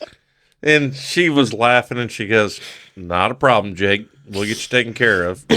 Threw them up there. Whatever the total was, it could have been $1,000. I had no idea, but I was having her fill the check out. And I remember sitting there going, "All right, Jake, you got to remember how to spell your name." And I was like, "All right. It's always a great big J." And I went, Just get the J and the S right. and Fuck the rest. I went, scribble, scribble, scribble, S, like that. And I put a great big line across the top for the T, and there was nothing else in there. I said, "That ought to do." And she looked at it. She looked at me, and she's like, "Is your bank going to take this?" I said, "They'll look at the date and see it's a Friday or Saturday night. It'll be fine. It'll go right through. It'll go right through." Monday through Friday, it's typically pretty good. And she goes, "Jake, it's a Wednesday." I'm like, "Whoa. Well, I don't know. We'll see what happens." and the way we loaded up our loot and the way we went.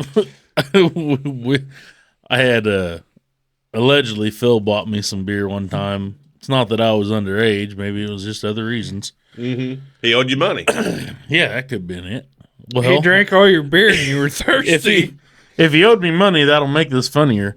Because I got in I went in because I had other shit to get, and then I end up in the checkout right behind him, and he's buying a case of Budweiser, case of Natural Light, and I gave him cash.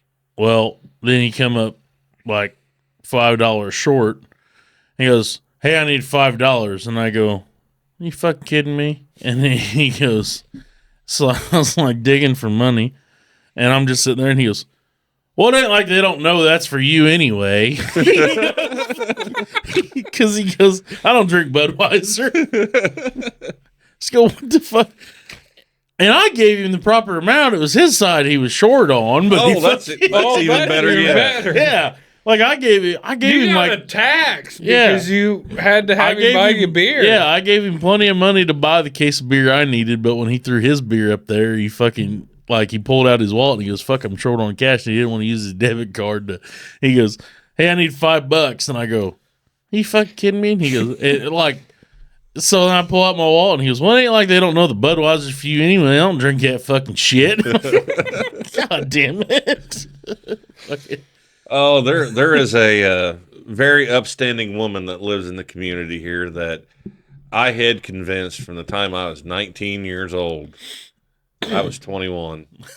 And I'd walk in there with all the confidence in the world. I'd go into our local store there, and I'd throw up a box of beer. And that first time she goes, "Well, when did you turn 21? This so happened to be last week. And first time I happened to be in here to be able to buy beer." I said, "Pretty proud of it. I'm 21, ready to roll." "Well, good for you. Tell your mom and dad I said hi." I said, "I sure will." and shit, for 2 years until I was actually 21, if I saw her particular vehicle in the driveway, I was like, I'm in. And I'd go in there and I'd buy beer and have a good time with that. And then that reminds me of this. We used to have a fella from Franklin that come down that used to do some turkey hunting, a little bit of rabbit hunting and stuff like that. And I remember Bob and Carmen was off someplace. I don't know where the hell he was at, but that was another one of them famous deals. You're 13 years old. You'll survive for 3 or 4 days without us. Just Don't burn the house Figure it down. out. figure it out. I was a little older than 13 or 14. I would probably been 16 or 17. I was well into high school. Back then, it was like the famous phrase today, but it was fuck around and figure it out. Anyways, this old boy from Franklin come down and goes, "Hey, is your mom and dad around?" Nope, they're gone. They're gone. Okay. Well, I always tell Bob that I'll bring him a couple cases of beer to let me turkey hunt and rabbit hunt and stuff like that. I get fucked because he brings me farm and home cards now. Well, I was like, he goes, "Make sure your mom and dad get this." I said, absolutely. That is not a problem. I called Brian Gillespie's house right across the street over here. I was like, "Hey, you bought any beer yet?" "No, I ain't got my brother to do it yet." I was like, "Got us covered." "Oh, yeah?" I said, "I'll explain once I get to your house." "All right, come on over whenever." Like I said, I personally did not like Bud Light at the time, but that's what Bob drank. I actually preferred Budweiser at the time. But I was like, there's 2 cases of free beer Cold here. free beer is hard to pass up. There's only one thing better than cold beer. That's free beer. Yeah. And he got there and he goes, kind of like you, "What the fuck's this shit?" You know, I'm like, "Hey, this is freebie." "Well, how'd you get that?" And I explained it. He goes, "Well, all right." So of course, in my 16, 17-year-old brain, I'm sitting there thinking, this guy from Franklin's never even going to ask Bob how it tasted or anything like that. How'd you enjoy that beer? Yeah. Months went by. Months. We got away with this. And I'm like, oh, there's never been a question asked, anything like that. But this guy showed up to rabbit hunt there in the winter. And I remember sitting there in the house. And about that time, he goes, "By the way, to get all that beer drank already?" Just joking, knowing that he probably did. And Bob's like, "What beer?" "What? I left it with Jake." And I mean, I could not shrink in that couch far enough. I mean, you couldn't have vacuum sealed me, okay? Fuck you. And about that time, I just see the head turn like this and goes, "You gave it to Jake, huh?" Yeah. Yeah. Well, I was fucked at that point. I mean, it was over with. It was all over with but the crying. So, Well, see, what I learned allegedly when I was drinking with Dad underage, allegedly, you had to bring in the same beer he drank because he didn't care if you drank and you had any leftover. But the leftover went in the shop fridge, and that's what he drank that week. mm-hmm. So essentially, I was supporting his drinking habit. Well, my oldest son, you got probably, I don't care what sport he played, how bad he wrecked a vehicle, backtalked his mother. His worst ass chewing probably come from me last summer. Whenever I got home from work, I had a bad day. I hated life. I just, all I wanted to do was walk into my garage to my refrigerator where I knew that there was a couple of cold beers in there left over. And that fucker drank them. And I opened the doors, because they're the French doors. I opened them up like this, and the only thing I saw in there was 3 cheese slices. And Did he replace your 3 beers with cheese? no, there was nothing in it. There wasn't even a cold bottle of water in there. And I blew up. I mean, I had an absolute Bob Baker moment. I come off. There was things, my eyeballs probably stuck out of my head that far at that point in time. You said things that would have made Jesus blush. Yes, I did. Ever since then, I got to admit, it might not be my brand of beer that is back in the fridge, but there is at least a beverage in there from here on out. I remember whenever I moved out, when I moved out there to grandma's trailer, and mom came there one day when I'm only 19, and I had beer. I'm like, fuck, what if she looks in the fridge for something? So I was like, I know she's probably not going to say much, but I just don't want to hear it. You know what I mean? Fuck, she knows. You're living on your own. I'm living on my own. I've got fucking beer here, you know. But she was coming over one She's day. not going to say much, but it's just, I don't want mom to see it, and I don't want to hear it. Yeah, I'm just going to hide it. So, instead, like, I took it out of the fridge, and Todd Stevens. there was a fucking, I'll take one. I had a Thank had you. a deep freeze, and so I knew mom was close. I'm like, well, I'll just go ahead and grab this case of beer, set it in the deep freeze real quick, and then as soon as she leaves, I'll throw it back in the fridge. It won't freeze, you know. And Did you forget about it? Didn't Mama Linda open no, the deep no. freeze? No, I didn't forget about it. So she gets there and she came in there and she was looking around at some stuff, grabbing some of grandma's stuff and whatnot. And then she goes, now there's probably still some stuff in this deep freeze that might still be good to eat. And I go, oh, I've already checked that deep freeze. I've already looked it over. And there's some edibles in there. Some of them are frostbite, expired, fucking freezer burnt, whatever. I said, don't worry about it.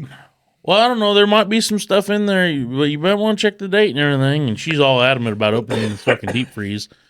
Mind you, the one thing she hasn't touched is the fridge. But now she wants to look in the fucking deep freeze. And I'm somewhat trying to keep her from it. And then she gets suspicious. And she's like, why don't you want me to look in the deep freeze? I'm like, it's not that I don't want you to. I just told you. I've already fucking looked through that thing and whatnot. And then, so I think we're over with the whole discussion. I walk away, go to grab something on the back room. She opens the deep freeze. And she goes, you're really trying to hide beer from me at this point? I'm like, fuck me. Well, I said, I just didn't want to, bring it up. She goes, well, you're living on your own. You didn't think I wouldn't think there wouldn't be beer in this house? She's like, I'm just glad that it's in this house, and I hope that when you drink it, you're here. And you stay here. And I go, absolutely. Won't leave the fucking property. Fuck you. As your toes are crossed. Take it out of the freezer and put it back in the fridge. And I'm like, fucking idiot. You could have hit it anywhere else. Fuck. Kind of got one a little similar to that. So Kelly and I was married, and I know Jimmy was here. I don't think Jackson was yet, but I know Jimmy was here, and we was living there south of the junction at the time. We just built the house. And I think Kelly and I went on, I don't know if it was an anniversary getaway or I don't remember what it was, but I know we was going to be gone for 3 or 4 days, right? And my mother-in-law was supposed to come over and pick her mail up out of our mailbox and take it in the house for us every day. And I don't know, we was on day number 2 or 3 of being gone, and it just like a light switch went off, and I was like, hey, I said, by the way, Kelly, I said, when's our subscription to Playboy magazine come in? And she goes, well, it'll be about any time. Why? I'm like, fuck, I don't want your mother to know that I subscribe to Playboy. I mean, I really do. The articles. I mean, I really do read it for the articles. Yeah, because there's people don't know this. And I've never had Playboy subscription, but there is a lot of fucking shit in there. That's had nothing to do with boobies. Goddamn right. Do you realize they make a Braille Playboy? Yeah, and the guy's like, damn. They do make a Braille Playboy, because. But I remember years ago, it would have been back in the late 90s, somebody for a prank sent me. It was probably Grandpa Pug. I didn't want to say that on air, but yes, it was. Grandpa Pug is smiling down from the heavens right now. But yes. He was. We'll get on Grandpa Pug about his Playboy subscription after you finish this. But yeah, he back there in 98, because I was living on my own, and next thing I know, I went out to the mailbox and there's Playboy out there. So I just kept, because at the time it was $15-20, whatever it was for the year for a full year subscription. Might have been more than that, but that's what I got in my head. And like I said, we kept that all the way up for several years and just got it every month. And but I was like, my God, I don't want my mother-in-law to see that we got this here, And next thing I know, we get home and sure as shit, there's a stack of mail about this deep, and right smack dab in the middle of us, that black covered, I was getting ready to say she sorted it out and put it right on top. Nope, she was right smack dab in the middle. And I remember just sitting there just cringing seeing it. And I remember she come back through because she was there, like I said, with Jimmy, I know for sure. And we got home and she goes, well, there's your guys' mail. I'm like, sure as shit, right there. Okay. Mm-hmm. Yep. Really not for sure what that all blacked out cover is on that, but I got a pretty good idea. So is it at least a gentleman's magazine or is it the nasty shit? I'm like, Totally gentleman. totally gentleman. She goes, okay. And she smiled and just walked her ass right on out of the house and said, glad you guys had a good time, and took off. I was like, there's an episode of that, the Big Bang Theory thing or whatever, where the two Sheldon and Harold are fucking arguing. And they're like, what's your problem with Harold? And he's like, he always starts it. He's like, he won't subscribe me to Granny on Granny. He's like, until this day, I still get magazines about that stuff. And then he goes, and other than the articles and the comics in the comics in there, he goes, it's some really nasty stuff. Well, talking about your Playboy subscription, I have no clue how long Grandpa Pug subscribed. I know that when I was younger, I found his collection. mm-hmm. And I know the earliest that I can remember to date right now was 86. Mm-hmm. And the newest at that time would have been like 2012. And I would have been 12 years old at this time. Right. Well, Grandma decides she needs to go take a nap. Hang on. Are you sure you got that math right? I don't think I do, Scotty. You just said 2012. You might have been 2002. 2002, yeah. I'm about to There say, we go. bud. That would that The math ain't mathin', is it? math ain't mathing, is it, Scotty? You weren't born 2000, you dumbass. No, I was born in 90. So it'd have been 02. You're right, Scotty. Yeah, Thank you for correcting my math. I usually don't catch mathematic errors very often, but that one there was... It was glaring, wasn't it? That was a little fucked from the word go. I think we need a little of that Snow Creek. Some Snow Creek? Yeah. So Grandma decides she needs to go take a nap. So not a problem. And Grandma falls asleep. Grandpa goes into the closet and comes out with his VHS tape. Mm-hmm. Says, Todd, do you know how to run that VCR? I said, yeah, Grandpa, I know how to run the VCR. Well, here's this movie I want you to put in the VCR and play for us. All right. I look at the front, Playboy, blah, blah, blah, blah, blah. Oh, okay. I don't know what this is. Damn, that's better than I thought it was. Actually, it's not too bad. Yeah. So I put this, let me get a drink of this here. Swaller Boone's Farm, Snowberry Creek. I think that's even better than the strawberry. Snow Creek Berry, sorry. So anyway. Snow Creek Perry with a P. With a P. Is that right, or is that... No, that thing's just fucked up. It's Berry. The label's missing. Stupid label. So I get this VCR set up for Grandpa Pug. Put this VHS tape in. That is Playboy, mind you. Say Playboy on it, or... Yes, this says Playboy on the front. I don't remember what it exactly read, the description of the film, but it had Playboy on the front of it and had whatever was supposed to go on in this film. I remember what went on in the film because we're getting to that, Scotty. So I get this playing, and these girls are putting chocolate and honey on one another. And Grandpa Pug goes, "Can you imagine the mess that would be to clean up behind them?" I'm like, "Grandpa, I don't care. There's boobs and they're putting chocolate and honey on them. I don't care about I the will mess." fucking die of diabetes to help them girls Clean out. And we get done. All he's thinking is the mess that it's All making. Grandpa can worry about is the mess. You'll I'm like, never get the stains out of them sheets, boys. You'll have to get rid of them sons of bitch. You know them son of bitch can be $20-$30 a fucking sheet. I'm like, I don't give a There ain't enough bleach to get it out. I'm here to tell you. don't care about the mess, Grandpa. Look at that There's boobs. titties on the screen. I will help them clean it off. Who cares about them sheets? I want to clean it off their boobs.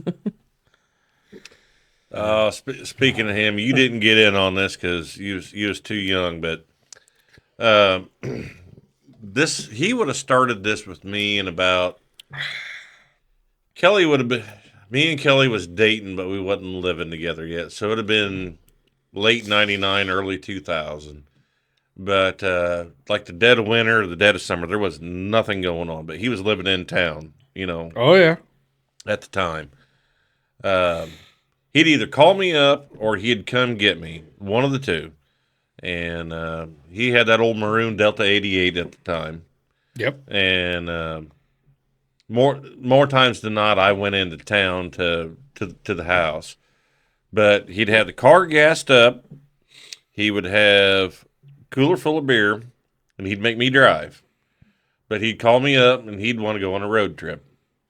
And I wished I could do it one more time, not trying to be sappy or anything, but I wished I could do it one more time with him. But at the time, I didn't appreciate what was going on. And I bet if we went once, we went 500 times, and we took the same exact route every time.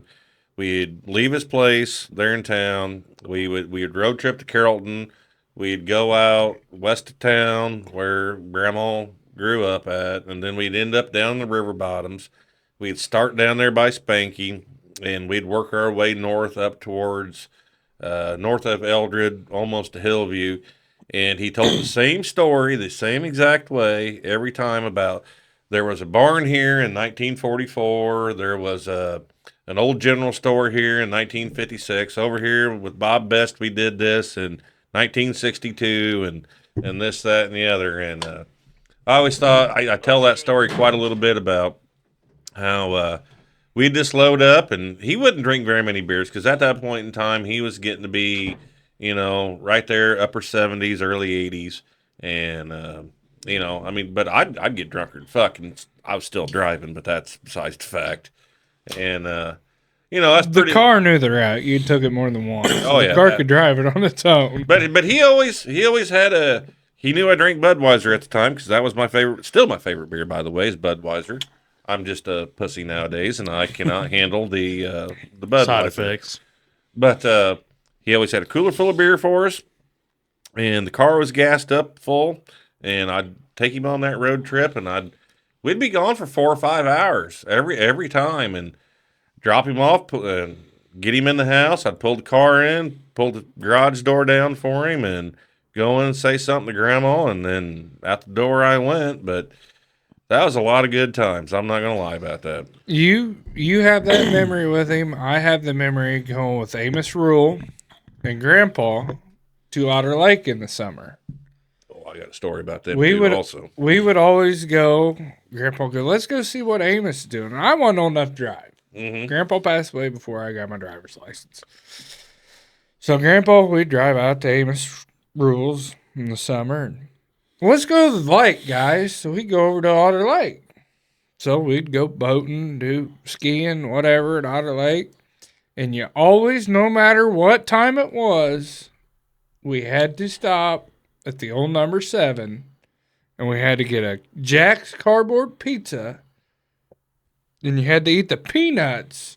And you peeled the shells and threw them on the floor to oil the floor back then. Mm-hmm. But I still remember this day. That was always a tradition with Grandpa. We'd go get Amos. We'd go to Otter Lake. Get Jack's Pizza at old number 7 and eat peanuts. There was always peanuts at the fucking right down from your old house, the hog Barn, IPC or whatever, IPLA. IPLA, whatever the fuck it's called. I remember there's always a couple truck bench seats, giant bag of peanuts, fucking mice running all over the place. And you'd always go there with Grandpa and fucking sit down and start cracking peanuts, and you just threw them on the fucking floor. That's how you oiled the floor. And you know how many- every day they fucking swept it, clean it up. You come back next morning, be fucking clean as whistle, and you're like, well, I don't want to throw these on the floor again. But sure enough, fucking everybody would fucking throw them on the floor. Do you know how many mice shit and pissed in them bags of peanuts? Absolutely. And it was just the best ever. Yeah. That made our The immune the bench seats had holes in them where the fucking mice that chewed through them and whatnot. Well, the last one we'll talk about there on Grandpa was I would have been in 6th, 7th grade. I don't remember. I know junior high neighborhood, and it was a summer's night, and I had helped Bill Bergschneider walk some beans up there by the shop that day, and Grandpa was supposed to be the one to come and pick me up to take me home. I guarantee you did not leave that shop sober. Well, I don't care how old you were. I was in the 6th grade. I don't care so. allegedly what grade you were in. You did not leave that shop sober allegedly. No, I was completely 100% sober, but Then you had to drive Grandpa home. no, we didn't even get to that point. So they was drinking beer, and there was a pretty good rain shower that come through, and for whatever reason, Bill wanted to take a ride in Old Black. So he threw me in the middle seat, and it was Bill driving, me in the middle, and Grandpa over here. And I was almost home. You were And at Bethel Road. I know exactly where you were. We went to Bethel Road, and we started climbing Bethel Hill in this old black square body Chevy, and they was drinking beer and having fun. And That is a disappointing phrase to every fucking sad story. Is I was almost home. I literally, by the way of the crow, That's kind of like all you lack is finishing up. Exactly. by the way of the crow, I was only 2 miles away from home. right. That is always the Keep in sad mind, thing. like I said, I was 12, 13 years old. And next thing I know, we're heading back to town. Once again, I was born in the 70s, raised in the 80s. You didn't say shit about going home if the adults was, still rocking it and having their good time. And next thing nowadays kids would cry and say, I want to go home, You get fed up and go home back. Then you didn't say shit. I just want to know who got in trouble for not getting you home in time. Was You it just Grandpa went, or was whoever it was you? taking you. Well, I'll get to that here in a second. Next thing I know, they're at Burke's restaurant and they're eating or not eating, but they're drinking away. And finally, I was like, "Can I get like a bag of chips or some peanuts or something? I'm kind of hungry. I've been walking beans all day long, and I'm hungry. I'm Ungrateful bastard. I was a typical teenage kid. I could have ate 24 hours a day, Right. 7 days a week. You ungrateful bastard. So Bill's like, well, yeah, what do you want? And Grandpa's like, yeah, what do you want? We'll buy you whatever you want. Next thing I know, we're sitting at a table, and I ordered this great big hamburger horseshoe, not pony, The horseshoe. The real fucking deal. I mean, the 2 patties, a bag of fries, and 2 gallons of cheese on there. Fuck yeah. And I was sitting there just starving, waiting, because like I said, teenage hormones or not, whatever. Just I'm ready to eat. Testosterone's coming in, metabolism. And I remember I sunk my fork in there, and I got my first bite in, thinking, my God, this is the best thing ever. And about that time, Carmen come through Burke's door, and she started chewing on Bill and Grandpa's ass. It's like 9 o'clock at night. You got this boy out. It's 9 o'clock at night. He had no supper yet, and you guys are drinking He's beer fixing and on full. it. And I remember Grandpa going, he's eating. It's right there. We're going to get him home here in a little bit. Bill's going to want him back there tomorrow morning at 6 a.m., and he's got to get sleep and this, that, and the other. And I'm sitting here and I'm still trying to eat because I'm fucking starving, right?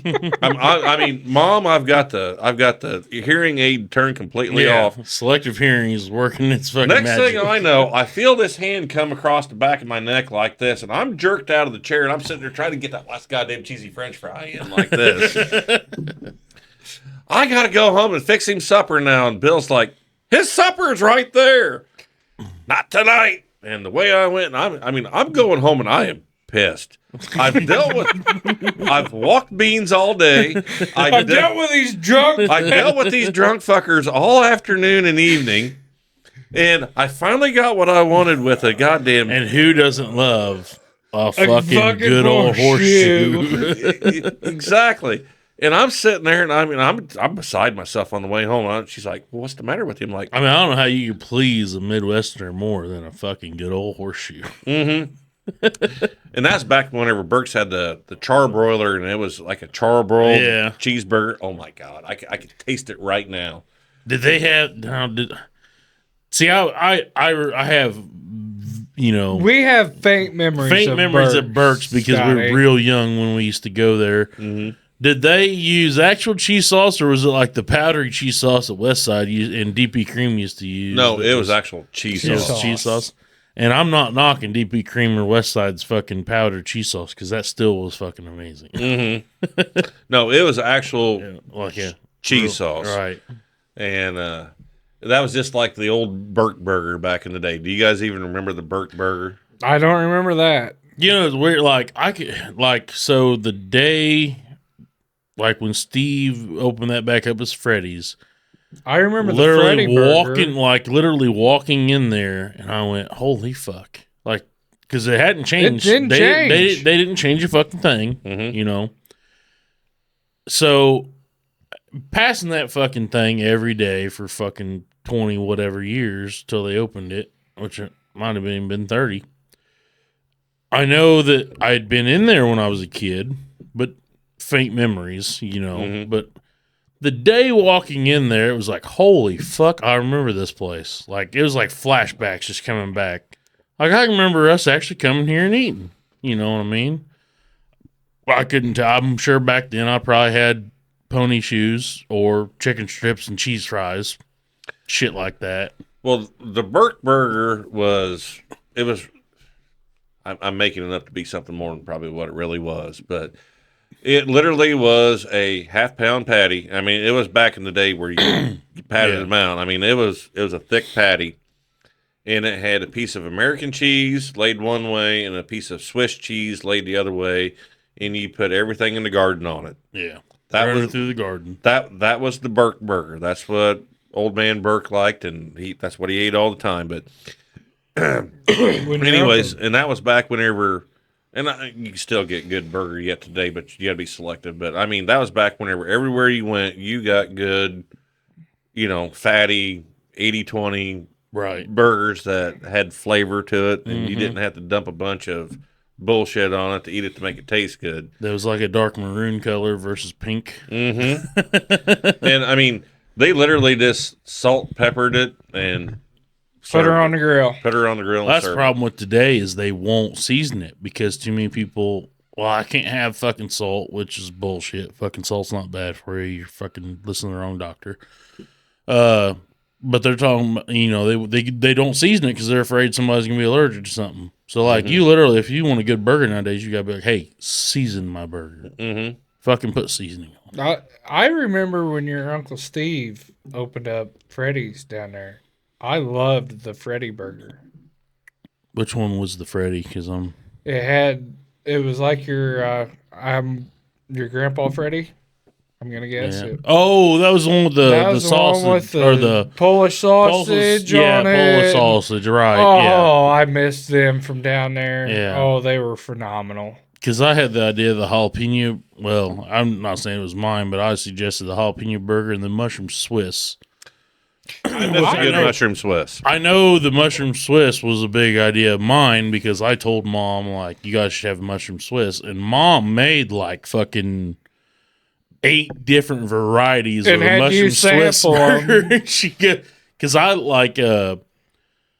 like Dairy Queen and Hardee's has a good mushroom Swiss burger sauce.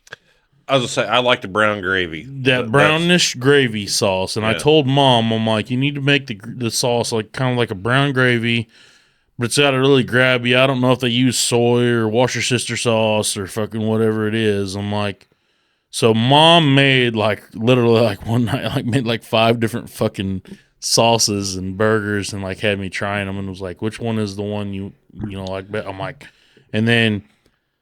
Like, they were all pretty, though. They were all good, but then that one, like, fucking stood out. And I'm like, that's the fucking one right there. Like, use that one. Now, So- you know, with at least in my experience, people with a mushroom and Swiss, it is evenly divided. There is no middle ground. You either want a mushroom burger with sauce or you want it without. And there is nothing that's in between. Yeah. And without, like, what are you doing? Well, that's my point too. Is what do you? But like, mushrooms are good. I like mushrooms. I like any kind of mushroom, especially when you saute them. But if you have mushrooms without the sauce, it's like I'll eat mushrooms straight out of the can, but they're pretty bland. Mm-hmm. But they're still good. God damn, like. Well, You gotta have a medical condition, otherwise we got problems. Well, my wife, when we used to go to Hardee's quite a little bit in Carlinville, and if she have enough fucking foxhole. yeah, I am too. I'm gonna finish this story because I was gonna suggest that. Good. But she, whenever we'd go there, she would order the mushroom and Swiss without the sauce. She just wanted the mushrooms on there. How in the fuck have you Kelly. stayed married for 22 years? What is wrong with you? It's got to be love. No, I swear to God, that's what it is. She does not want that. Kelly, come on now. Now, I'm sitting there and I'm getting it, and I'm like, you can't put enough of that gravy shit on there for me. Be like, hey, can you, whatever I ordered, can you Whatever take her she sauce, doesn't take, Yeah. give me hers. put it on there? I never asked that. I'm not going to lie. But Slather Also, it up. do they even have the mushrooms that aren't in the sauce?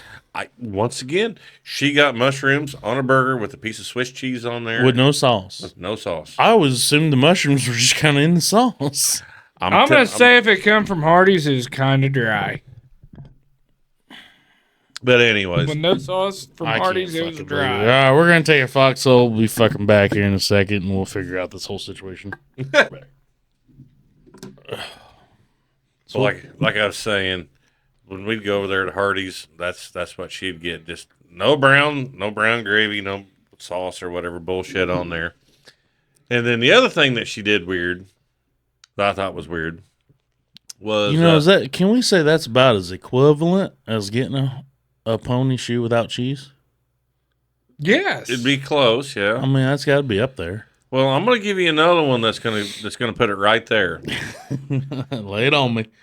So, way back in the day, Kelly worked at Dairy Queen in Godfrey whenever she was going to Lewis Clark. She worked at Dairy Queen, but her grandfather owned DP Cream.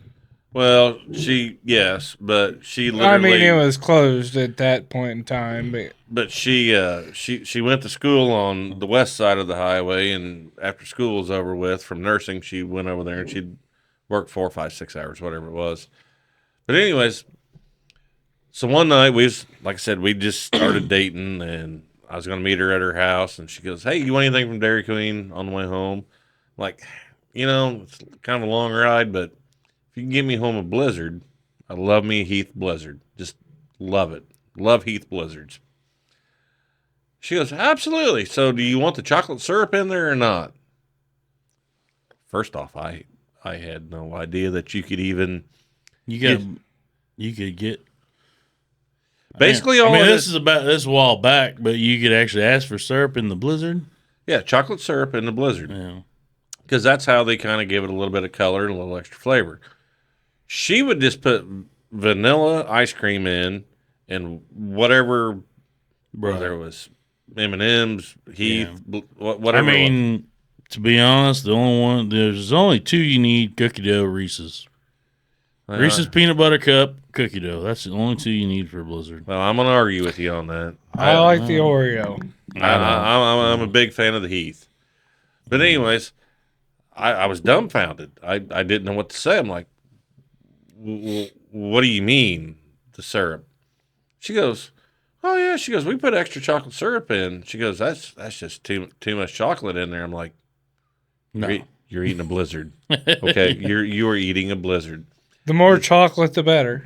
There's got to be at least 7,000 calories in this thing for me to even want to eat it at this point in time, you know. So, anyways, I didn't. Whatever. She got it all fixed up for me. Got it there. It was 3/4 melted. It was fine. It was almost like a chocolate shake at the time. I didn't care. It was fine. And I remember being down there in Alton with her, and we'd go through the drive-through, and she'd be ordering, and I just sit there, and I'm sitting there staring in amazement at her after she's talking through the squawk box over there of, well, I want this blizzard with this in it, but you need to leave this out. And then the lady, I very vividly remember this, goes, you know, that's how we make them all. She goes, yeah, I know. I fucking work here. I'm like, that's how I knew I kind of loved her at that point in time, because she spoke her mind. That's what she wants. But anyways, yeah, I didn't even know. It's kind of like getting a hamburger pony shoe with no cheese on it. You expect the full meal deal right there, Yeah. right? With all that on there. And then all of a sudden, a third of it's missing. I almost wonder if that's so rare that they literally have like one little box of mushrooms sitting off the side when it's not in the sauce. Because as far as I know, I thought it always just was in the sauce. Mm-hmm. That's like, this is for that fucking one bitch that comes through and asks That about one the bitch sauce. named Kelly. Yeah. Let's set these off to the side. Let's go ahead and scrape the mold and everything Yeah. off them at this point. God But damn, like, yeah. Those are the mushrooms that were dropped on the floor. Let's put them in this little box by themselves and use those. Pick the dirt and the mud. See, I know they did a fancy thing with blizzards here a while back that was like they put the thing down there and they injected like syrup or what, mm-hmm. My biggest thing when you go there and you ask for something, they're like, we can't do that. Like, what do you mean you can't do that? You got all the fucking makings of doing that. Like, well, we don't know how to charge you. Well, it ain't going to kill you to just charge me the regular fucking price. Mm-hmm. You know what I mean? Like, my biggest thing, if I go to Dairy Queen, and it's a fucking ripoff, I think, because they make them upside down. But I always get hot fudge chocolate or a peanut butter hot fudge sundae. Oh, yeah. Always. So you got the peanut butter, the hot fudge, and then the ice cream. Problem I have with them is the fucking bottom piece is smaller than the lid. The lid is bigger than the bottom piece. Why did you make it upside down? You should have fucking flipped it over. Like, you're just fucking me and we know it, just looking at it. But The fucking... it's so good, Scotty. We don't really care. The lid of my soda when I go to the gas station is not bigger than the cup I put the soda in. So why in the fuck is the lid to my sundae bigger than the fucking bowl that's holding the rest of it? Mm-hmm. I get you. It's the fucking. And it's like, most places around here, most ice cream shops, like local, smaller brand, not fucking big franchise ones. They're like, they always ask you, you need a lid or no lid, and everybody knows you say no lid. No lid. Because, shout out to Heavenly Delight, Murrayville, probably one of the best ice cream places around here that we've got. When they ask you, do you want a lid or no lid, you're like, no lid, and they're like, we know, we understand the mission now. Mm-hmm. Because then they'll just pile that motherfucker. Root House is the same there at the place that they got there, just right off the square. Supposedly, I haven't been there, but there's one in Waverly too. Well, I'll get to that here in a second. If I don't know Root House. Oh, wait a minute. Is that there's one like between Joe's and Dollar General or something like that? Nope. You go past Two Dogs, Yeah, and then you turn back to the east, and you go to the east side of the square, and there's a little shack right there. Oh, I didn't know that. I think there's a building. I thought there was a building out there on the main drag. No, you've got Two Dogs, and you got Joe's, and then you got There's something between the bowling DG. alley. Well, there's something between Dollar General and Joe's. I thought it was an ice cream shop. Nope. I'm telling you, the ice cream shop is on the east side of the square. Okay. I pulled my truck up there several times. I can get there from here. Okay. I don't argue with you. But the one up there, Waverly, I'm not sure about. I don't know about that one. I've heard they'll rival Murrayville. Never been to the Waverly one personally. Have not been there. Love Murrayville Heavenly Delight, I think is their name. Heavenly Delight. Yeah, that's right. But they say the one in Waverly is just as good. Because growing up, I mean, McCary's was always the fucking kind of the place to go if you're in Jerseyville. Yeah. Like everybody had their spot, you know. McCary, you had McCary's. Always went to Jerseyville, so McCary's was what I was used to. And then you had the Dilly Bar in Carrollton. Dilly Bar in Carrollton, which in all my like 30 fucking plus years, I had never went. Well, I've never been there still to this day. Mom will correct me and say, yeah, you've been there. When I was a kid, I was there, but I didn't go till last year. Like, it was the first time I can remember me personally going up to the fucking window and paying for something. Mm-hmm. And I got my usual. I want a peanut butter hot fudge sundae. And I always like a place better if I ain't got to explain that. Mm-hmm. Like if I say a peanut butter hot fudge sundae, and I don't have to explain to you that I'm talking about the same sundae, not two different ones. One's peanut butter, one's hot fudge, fucking this, that, and the other. Mix it all together. If I tell you peanut butter hot fudge sundae and you go, okay, and it's like no extra charge, you're in. Mm-hmm. You know, we hit the ground running. I know I've been to now since I did that was during the summer. Since I've done that, I mean, I've been there like probably a dozen times. Fucking same scenario. Peanut butter hot fudge sundae. I keep it simple because I don't know everybody, you know, because a lot of them, you know, I'm used to Dairy Queen, the Blizzard. I don't know what the rest of them are fucking called. Everybody's earthquake and this and that. Tornado, fucking. Mm-hmm. So I don't know the language.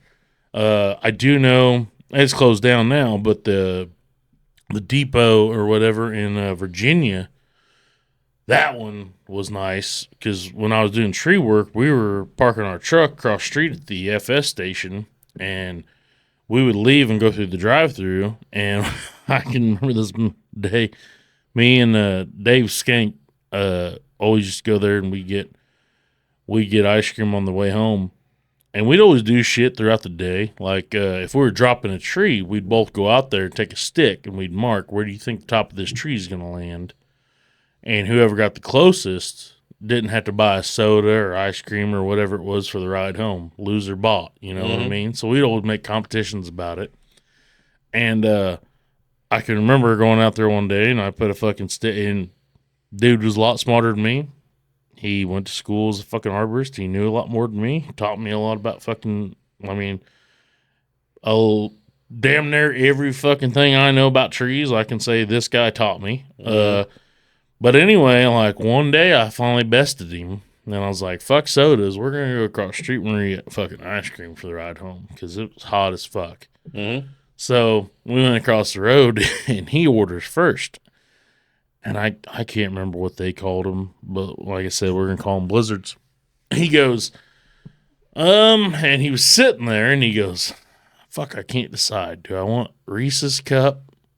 You know, not Reese's Pieces, but the actual Reese's fucking ground up, you know. So I don't know if I want that or if I want cookie dough. So both very good choices.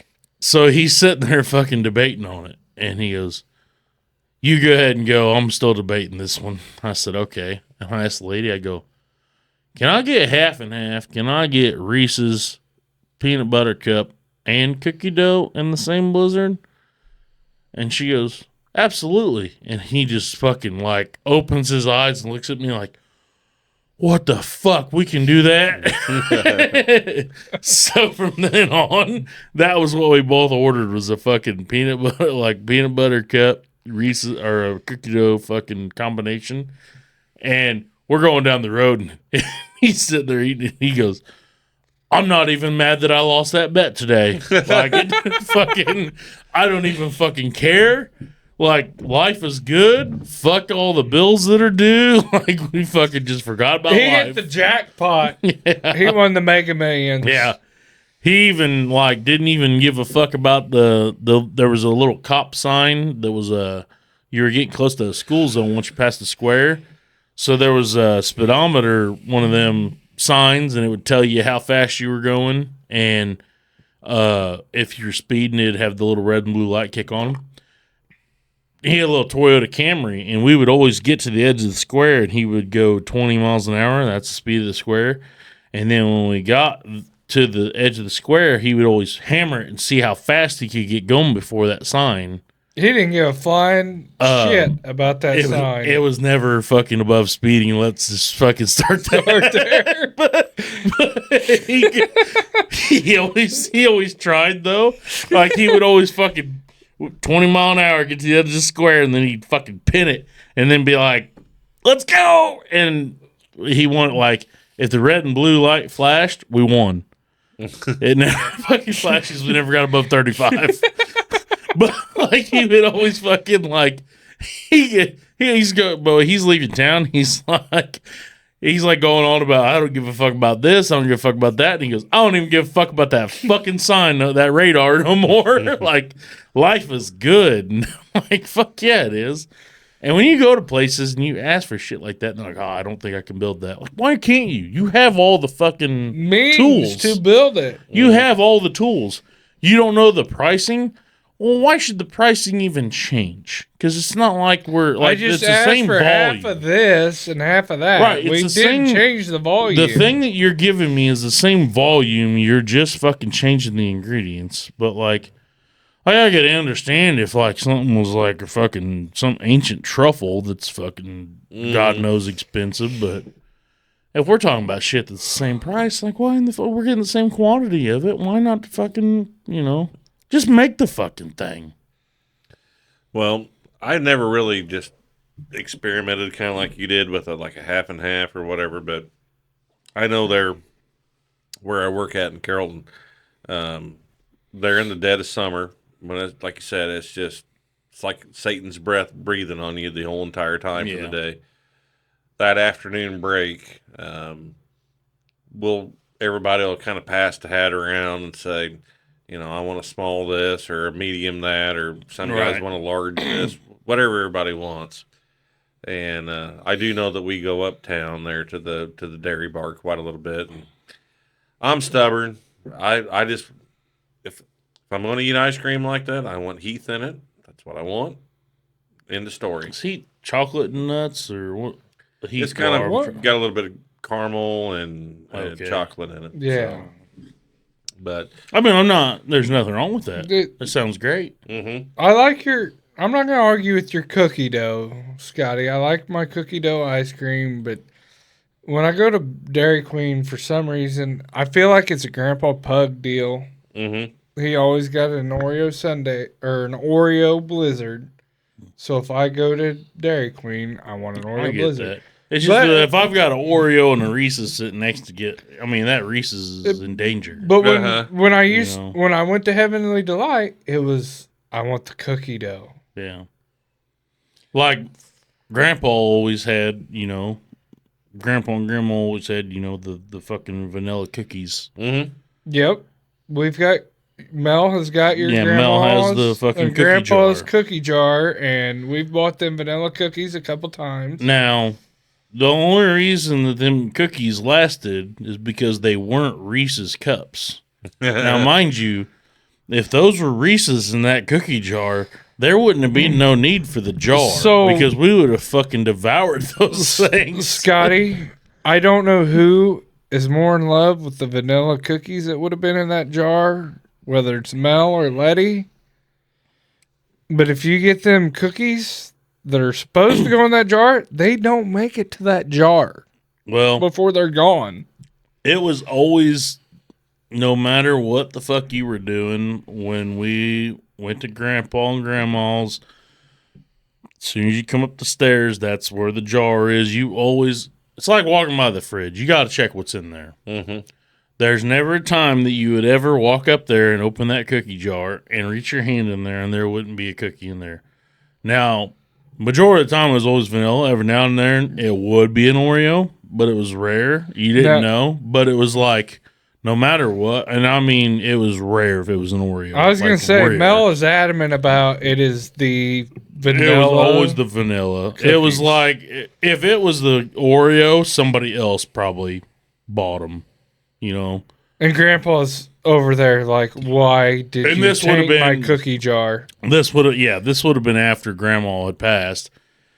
I do know that some people had, put Oreos in there, but it was mostly always the vanilla. But you always walked up the stairs, open the cookie jar, hand in, always a cookie. Never fucking doubt. Like, there's always a fucking cookie in there. It is Mikey, right? It's Mikey on It's the cookie Michelangelo. jar. Yep, Yeah, it is. yeah. So no matter what, fucking always a cookie in there. But I don't know if they made that fucking in a blizzard. I mean, it'd be a fight. It'd be a toss up for you, Scotty. Like, I'd have to try it to see. Maybe I'd have to just buy 2 blizzards because it might like bring back the childhood. But like I said, if it was Reese's that was in there, if there were 2 cookie jars and there was Reese's vanilla, fuck them vanillas. It's losing that fight every time, I can guarantee you. Diabetes is going to take over. Well, I got a little something similar to that, but it's not quite as it's not the cookie jar. So my cousin Kim and I we're only separated by like right at 60 days apart in age, right? And I remember going to Grandma and Grandpa Stewart's house, and Grandpa had his chair, and then there was a little table in between them. And then there was Grandma's chair. Yeah. Well, Little coffee table. little coffee table type thing. And there was 2 things that sat on that coffee table year round.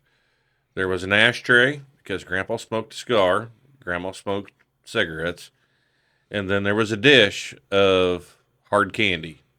I'm not talking about the shit that was wrapped up. I'm talking about stuff that Oh yeah, they could survive the elements. it'll survive longer than a cockroach. And It'll fucking survive Chernobyl. yes, and it'll look just the same as it did the day you put it in that fucking dish. But I remember going there as a kid, and like I said, me and cousin Kim, we was pretty close and same age. Like I said, separated by almost 60 days, and you'd go in there, and of course, I mean that candy dish was just mounded because Grandma always put shit in there for us, especially when she knew we was coming over. But I swear to God, I don't know if I tasted the peppermint or the spearmint candy more than I did the ashes off of Grandma's cigarettes and Grandpa's cigar. Because, like I said, there was a bowl here, and right next to it was a bowl full of candy. And God love them both, but I mean, Grandma smoked like a freight train, and so didn't Grandpa with the cigars. And that's just one of those. I could taste that childhood candy yet to this day that had a tobacco taste slash a sweetness taste. Had that sweetness with a little hit of nicotine. Yep. Grandma and Grandpa Baker, when Whitney and I were growing up, always had one drawer in the refrigerator that it didn't matter what kind of chocolate you wanted, you could find it in that drawer. And I still remember this day, Kim Settles babysat Whitney and I. Sure. I took you there, both of you. And we both, Dakota, Whitney, and I, all got in trouble because we got on our bikes and we headed to Grandma and Grandpa Baker's. Mm-hmm. And we knocked on the door and they opened the door. And there we were eating the candy. Mm-hmm. And Kim, you didn't tell me you guys were leaving. Oh, sorry. Didn't know we were supposed to tell you. We just went to Grandma and Grandpa's to get candy. Actually, I remember that because whenever I first started working for FS, they'd have me come in there and eat dinner with them quite a little bit. And I'd always bring something from the deli from the store or whatever.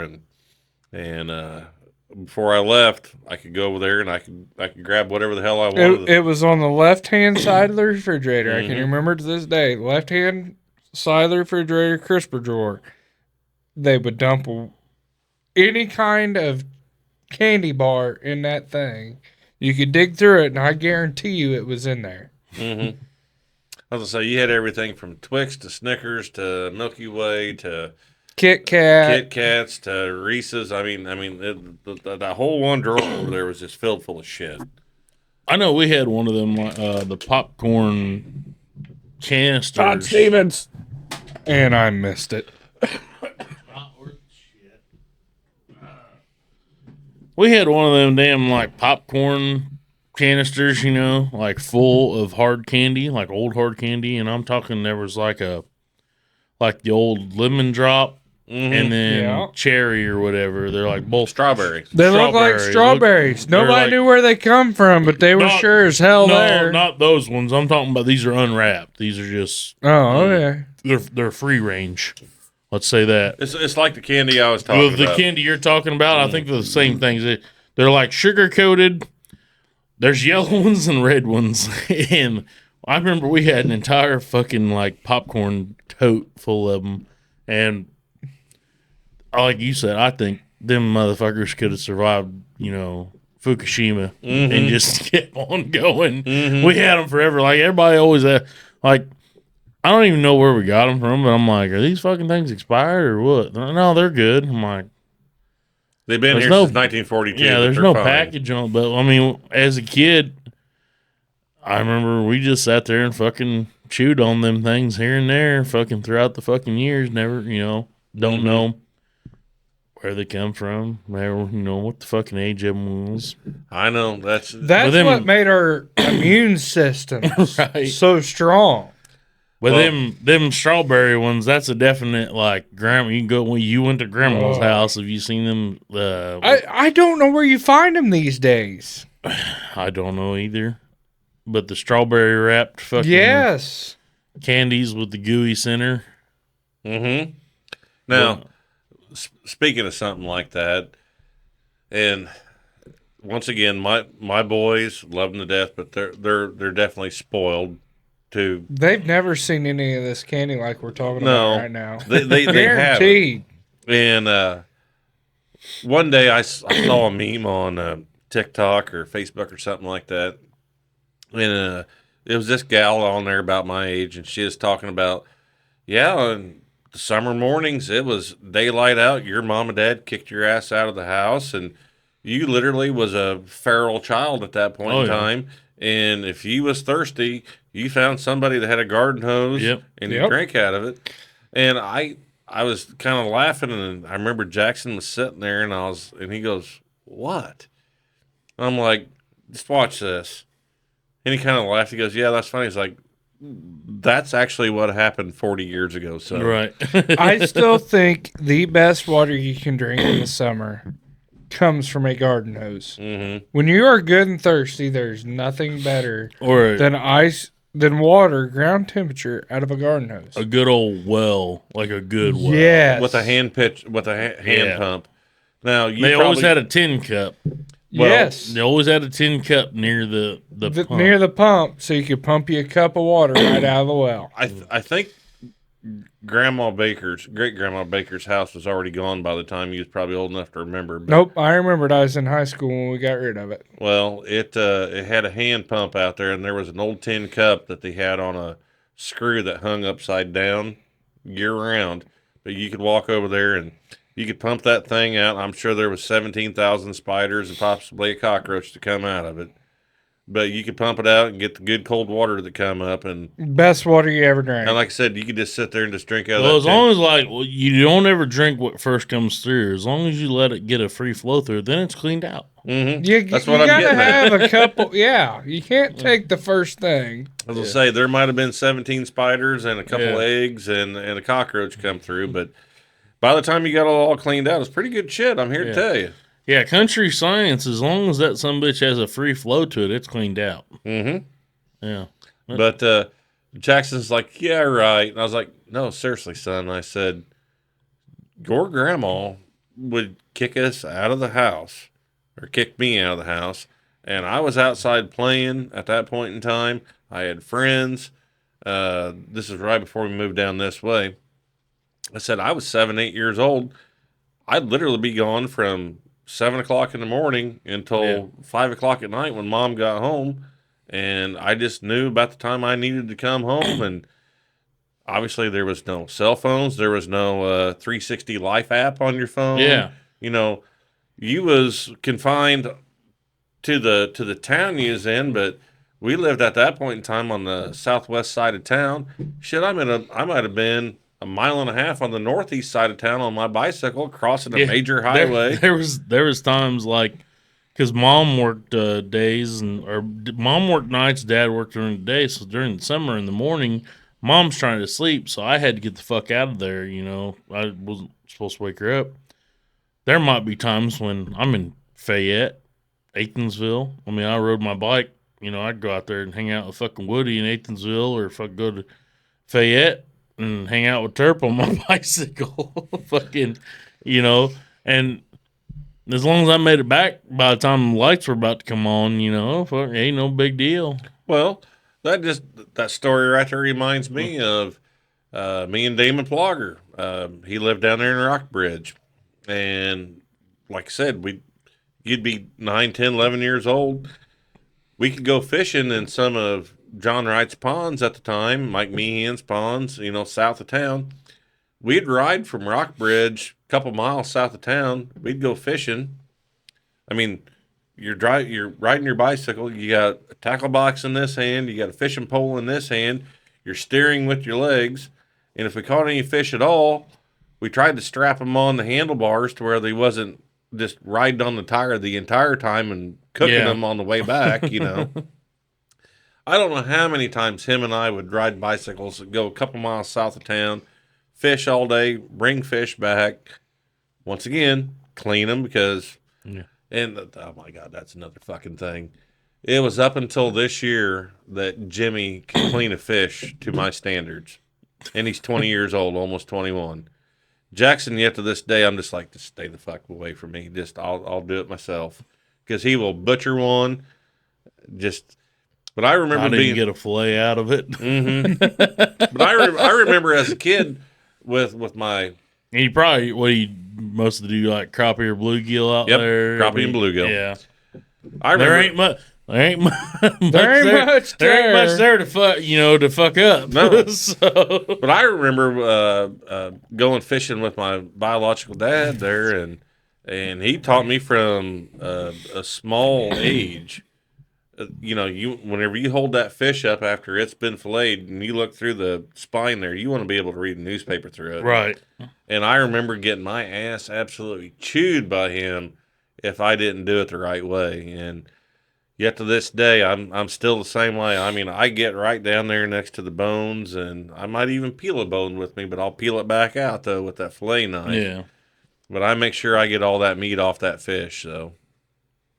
But, you know, I sit there and I act like I'm bitching about this, but it actually, it taught me something. Oh, yeah. You know what I mean? Yeah. It's always like I don't even know how you want to put it, but it's almost like it's one of them, like you put a strong face up front and then you turn around and you walk off and you go, God damn. like it's just fucking entertainment.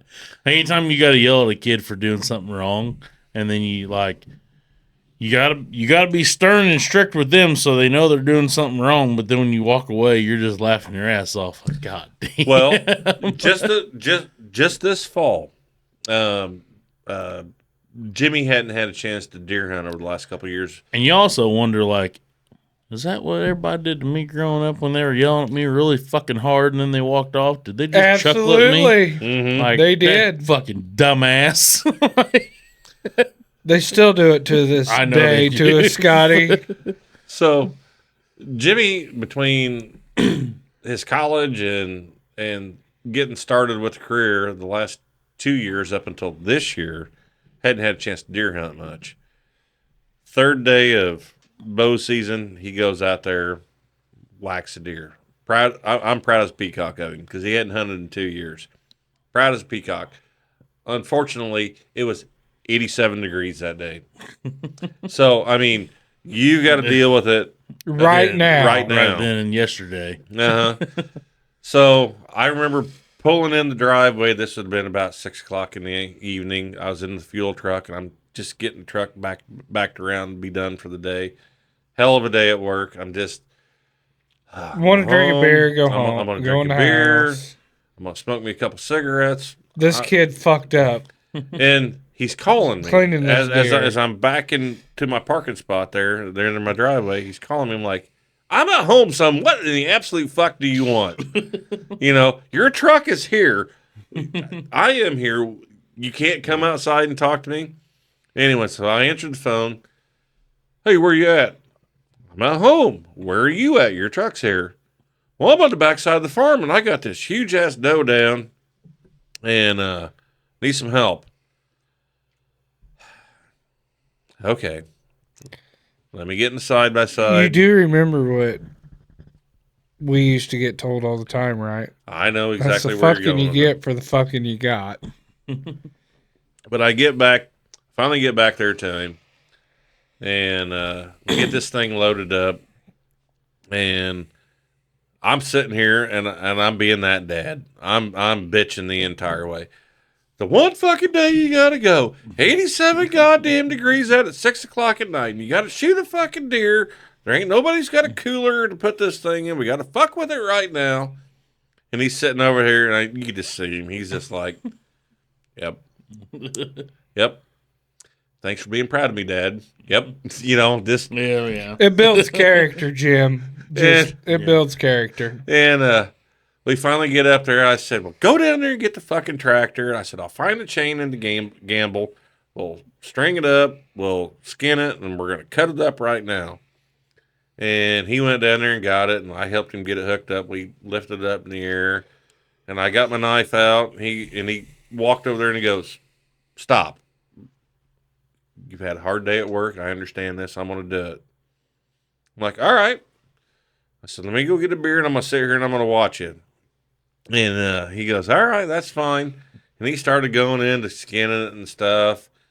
And he could tell that I was getting a little huffy about how he was doing it. He goes, what do you want me to do different, Dad? And at that point in time, I was like, fuck, I am being that guy now. But you know what? I didn't break character. I was like, well, you're not doing this right. And you need to start here first, and you need to go that way. And if he finally got it skinned, we got the head cut off, and we started peeling all the other shit out of there, and we'd get to going for a minute, and he goes, am I doing this right, Dad? I'm like, close enough for me. Just being an asshole about it. And finally, at the end of the day, we got everything put in the vacuum bags and got it all labeled. And I was like, proud of you, bud. You did a good job. Well, I really thought I'd kind of done a shitty job the way you was acting. I was like, yeah, just it's kind of how it is, You want to make sure you do it the right way on how I want it done. And if I was telling you was doing a good job, you probably would have slacked off. And he kind of looked at me and grinned. He goes, well, I wouldn't put near as much effort into this. So I'm like, you motherfucker, now the next time we do this, you really are going to slough off on this, and you really are going to piss me off. Fuck it up. To where I am going to bitch at you next time. See, that was kind of how, that was a lot how Grandpa was. We'd always use his shop, of course, to build derby cars and work on the mud trucks and whatnot. And he would bitch and bitch and bitch and bitch, and he'd come out there. As soon as you went out there and you started working on something, he'd come out, pop out his fucking folding chair, sit it down, and just sit there with a soda and just stare at you. Mm-hmm. And every little thing you did, he'd criticize. Fucking every little thing, the entire fucking time. I wish we could have had shop recordings of that till this fucking day. Mm-hmm. Just a fucking nonstop of him. Don't know why you're doing that. Well, that weld looks like shit. Fucking just nonstop of him just sitting there fucking bitching about every little step you take. Because that's what he'd do. He would stop everything he was doing, come out. Because we always worked on that shit after all the chores were done. Fuck cows are fed. Fuck pigs, this, that. Everything's fucking taken care of. Mm-hmm. But he would set that fucking chair down, the old, woven fucking... Yep. You flopped it like that, and it come right out. Aluminum fucking chair. and he'd sit down and he would fucking just criticize your every fucking movement. Mm-hmm. So it was like when we like- went to build derby cars, Scotty in our shop, and Bob would sit there and Oh, this was this more is retarded. No, this was more fucking like this guy did. I mean, it was more like as soon as you got started, it was with the folding chair, sit down and just nonstop.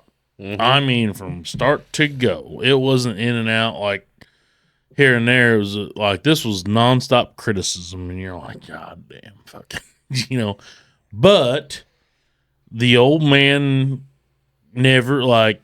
As long as you're on, taking it to Greene County Fair, never missed a single event. Like, he'd always be there. He'd give you shit every second of the day leading up to it, but he'd always be there to watch the fucking end result. Mm-hmm. But he'd always be, I don't know why you're doing this much effort. Ain't going to run for 5 minutes, if that, and that's including check-in. I mean, he would just be on your ass the whole fucking time, but it'd have been a hell of a lot less entertaining if you didn't have that. I mean, he'd always throw a one-liner every time you might go 20 minutes with silence, and then you'd say something, and here's a fucking one-liner coming at you. Like I said, I wish we would have had like a shop cam of him just sitting there giving you fucking one-liner fucking critiques the whole goddamn day, because it was enough to drive you nuts in the fucking while it's happening. But looking back, goddamn, like you wish you had that again. Fucking. What would he said of the one that we started stripping, Scotty, in Dad's shop? We started stripping it the night before. Took pictures of it as we're putting it on the trailer, with the paint still wet. He'd had a lot of words. Like We had like Dumbass 4 would've of been a them in lot. the shop at that point Yeah. in time, and I know dumbass would have been the main one. He would have said. you and I started stripping it literally the night before the Derby, Yeah. and the paint was still wet on it when we put it on the trailer. Well, there was a lot of them we did like that out at his shop, and I know a lot of it. He had said if you could have put that much effort into a career, you'd be better off. Mm-hmm. Yeah. I mean, it was just some of the shit he said. You're like, yeah, fair enough. Some of it where you're like, all right, God damn it, that's a little far. Well, I don't want to cut the party short here, but I'm going to give you one last story, and we're gonna have to cut this baby Fair to an enough. end. But I remember that 16 to 21 time frame that I had, 16 years old to 21 years old. I tested some boundaries on some stuff, whether it be life, whether it be a vehicle, whether it be whatever it was. All the above. And this is something I do this to my kids today. So they'll fuck something up. And Is this like Christmas where I had to get the oil filter off Jim's truck for him? something similar, very yes. But I don't know who put that oil filter on that truck, but it was not me. goddamn. Uh-huh. But they'll fuck something up. Pick a subject, whatever it is. Obviously, They're not very good at push-ups or pull-ups, but fuck-ups, they got them covered. they'll finally come up to me and they'll go, I don't know what the hell has happened here, but this ain't working. I'm like, I really don't know what to do either, boys, but I'd maybe start with this and just go see what happens with that. They'll come back 10, 20, 30, hour, minute, whatever later. Goddamn, Dad, that worked. Like, just a guess. Just a guess what happened. Maybe this might fix it. You flash backwards 30 years. I was Same getting scenario your old man was saying to you. yeah.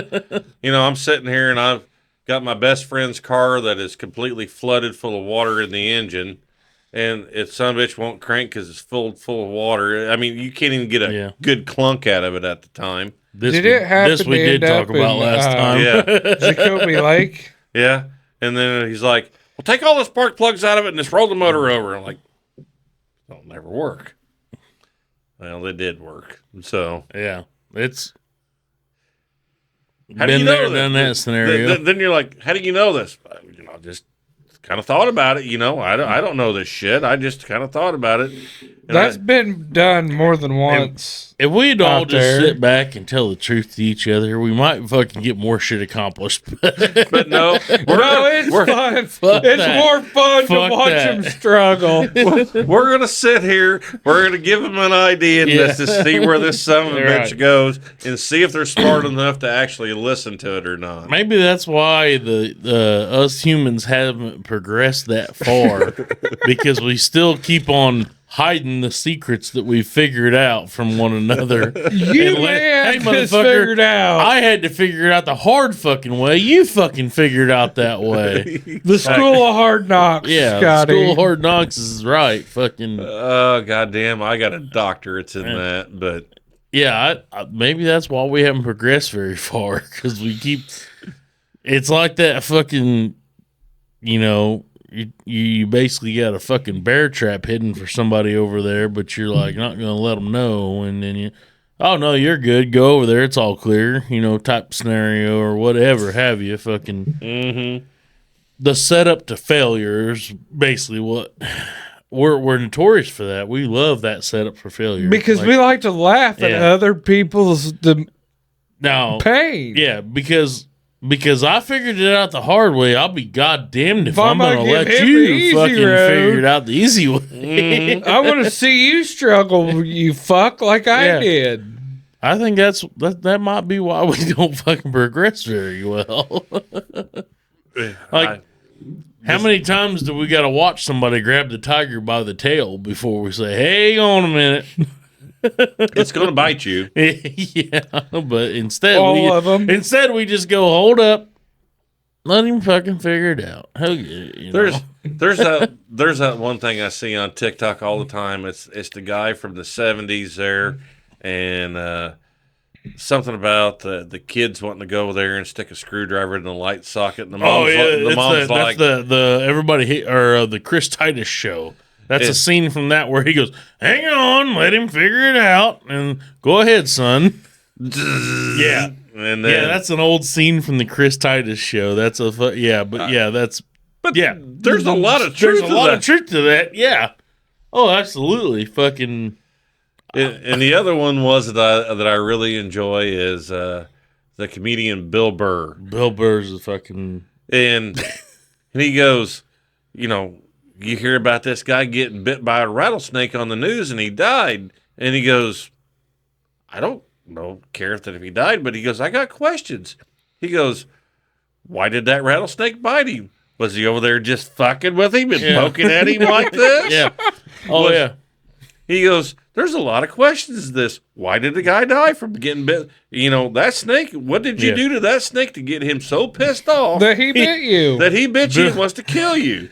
Bill Burr has a fucking. I want to know how far it can push it, you prick. Speaking of Bill Burr, this is gonna. I mean, one of his skits he has. This fucking might offend people, might not, whatever. But it was about abortion, and he goes, "Listen, I'm all for y'all being able to make the right choice, but listen. At the end of the day, here's what it is. Say you're baking a cake. Say I'm baking a cake. He's like, and I make the mix and whatnot. I put it in a pan, and then I put it in the oven, and I set it for 45 minutes. He's like, and then at 5 minutes, you come along, you pull that fucking pan out, and you throw it against the wall. And I go, hey, you son of a bitch. He's like, that was a fucking cake. And they're like, no, it wasn't. And he's like, well, in 40 minutes, it would have been a fucking cake. And he's like, No, I'm pissed. They ruined a good cake. yeah. But he goes, I'm just going to say that's my take on abortion, you know? He's like, the end of it, we're not getting the fucking cake. Like, you know.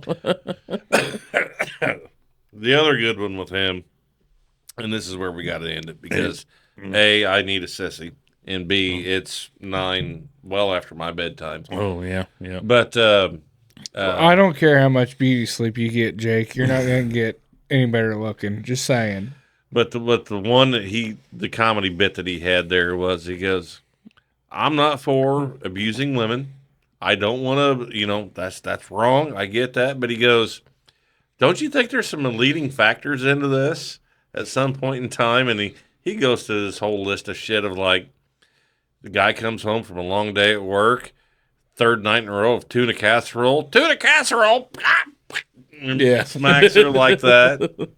I understand. And he's like, the whole Chris Brown and Rihanna thing went in the elevator. Don't you think there was something leading up to that at some point in time? And I mean, I know that's very dark humor. I get that, but there's some truth to it. Plus, there's some comedy. I was asked, don't you want to hear from his perspective of those things? Like, there's always two sides to every story. I mean, right? Like, yeah, it's true. But Scotty, thank you for having me on tonight with my brother. This has been a lot of fun. I don't know if you want to title this show Boone's Farm Point 2.0 or Brotherly Love or Brother Where Art Thou? Might be Hard Knocks. I don't know. Could be Hard Knocks. I'm good with School that. Hard Knocks. I'm a fan of it. I think we've all been to the School of Hard Knocks. I'm not gonna lie. I don't know. I don't know anything about the title of what I'm going to mention until you get to the end. No, I'm just, when I start editing and listening to it, it just comes to me. That's the only fucking, I don't even remember what I taught. Oh, what did I title ours last time? Boone's Farm. Was it Boone's Farm? It is Boone's Farm. Well, it was the first time we broke out Boone's Farm in this thing, so I think that's what it was. Yeah. Oh, Dust on the Bottle. That's what I named it. Yeah, I named it Dust on the Bottle. I knew it was something like that. Yeah. But. Okay, yeah. I don't know. We'll see. I might. Well, just surprise me next week whenever you put it out there. Yeah. I'll try to get it out there. I might try to get out there tomorrow. I don't know. We'll see. But what is today? You usually tell fucking people. I know it's been a fucking long time since I put that out there. Been a long time since I got one of these out there, but listen, I am struggling to get fucking guests. So any of you cocksuckers, and I'm saying cocksuckers, that fucking listen to this, with all due respect, with baby Jesus involved, I can't either. If you come to me and ask me, why haven't you put any out, but you haven't been on here, tried to be on here, fuck you. With all due respect. With all due respect. With all due respect. You're not helping the fucking cause, all right? I keep asking people, and I'm going to go fucking ape shit about this. I keep asking people to come on here. A lot of people are, obviously, time doesn't match up. You don't have a babysitter. I get that. But for the ones of you that are like, I'm nervous. I don't want to fucking go on there. I'm scared, this and that. I don't want to ever see you post a single thing on Facebook, Instagram, TikTok, all above, because what's the difference? I got to tell you, just me sitting, this is the second time I've done this. Yeah. And I don't even know that camera's there. Right. Thank you. Yeah, you don't fucking pay attention to it. Nobody does. 7 people are going to see this. Calm down. Your fucking selfies on Instagram are probably going to get more likes and views than this is. So just fucking come on here and quit with the goddamn, I'm afraid I'm going to say something wrong. Yeah, it's that'll for fun. happen. It'll happen. Yeah. Start it with allegedly. That's how we've worked around it. You know what? If they don't like it, they don't have to watch it. Exactly. Like, shut the fuck up and come on here. I never even looked at that camera tonight. I looked at you two the entire time I was talking. You don't even know it's on here. I'm not going to say I didn't look at the camera because I'm sitting right in front of that sumbitch. And that's on purpose, just so you know. Yeah, you're a dick. Yeah, but I love to have anybody on here. I keep asking. My biggest thing is I put it on Snapchat, and I was like, well, maybe Snapchat's not the best way to go about it. But when I look on there and it's like 167 people have seen this Snapchat and nobody fucking replied, well, fuck me. That's a lot of goddamn people that, you know. Mm-hmm. Anyway, if you fucking see me and you know me and fuck want to come on here, fuck come on here. Goddamn. More than welcome to have you, but Well, we're gonna Not have to. yeah. not gonna lie, Scotty. I might have to do another one with you. You and I have got a lot I of don't- stories. I don't care if we did one every fucking day of the week. Like, honestly. I mean, we never even talked about us going to pick the struggle bus up because we struggled the day we picked the struggle bus No, up. there's a million things that I. Honestly, if you guys wanted to book back to back fucking Friday and Saturdays for fucking 10 weeks, I wouldn't care. I tell you the one that would make me. Well, there's two things that would make me happy to watch. Is you two plus Terp together Yeah. talking. Shit. That'd be a We lot can of do fun. it. Well, he was another one that I messaged him last week about coming on because, you know, with the snowmobile riding around here, I said, you know, you need to come on. We need to tell the story about the Jag, Mm-hmm. which is a fucking first time I've ever been knocked out in my life. Well, the other thing I want to do, and like I said, buddy, I got to get off here and get going. We but, could get Terp on here. but It'd be a good one. we need to We'll get. message his ass, see what he's doing tomorrow night because you got to be out of the house. All day. Gotta be out of the house all day. Right, we'll message. Well, the one we got to get Kelly on here to tell her side of the story of the no sauce on the mushroom express. Yeah, All we right. got, yeah. See, I feel like gotta- we're both gotta gonna get to the have to bottom be of here this. for we're all that. about equal fuck whatever Equal opportunity. equal opportunity. So we'll have Kelly tell her side of the. Of why she doesn't like the sauce. Yeah. Yes, She yes. can defend herself as to why she's not a fucking terrorist because it sounds a little terroristy to me. Anti-American at this point, right? So, but Well, yeah, all righty, all Scotty. right. I appreciate it, sir. Sounds good, everybody. Thanks for listening. If you fucking don't like us, fuck you. That's all I'll say about that.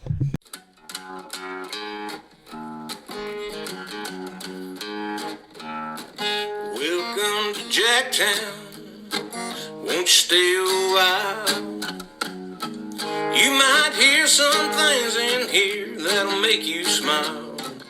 But if you're easily offended, better just stay gone.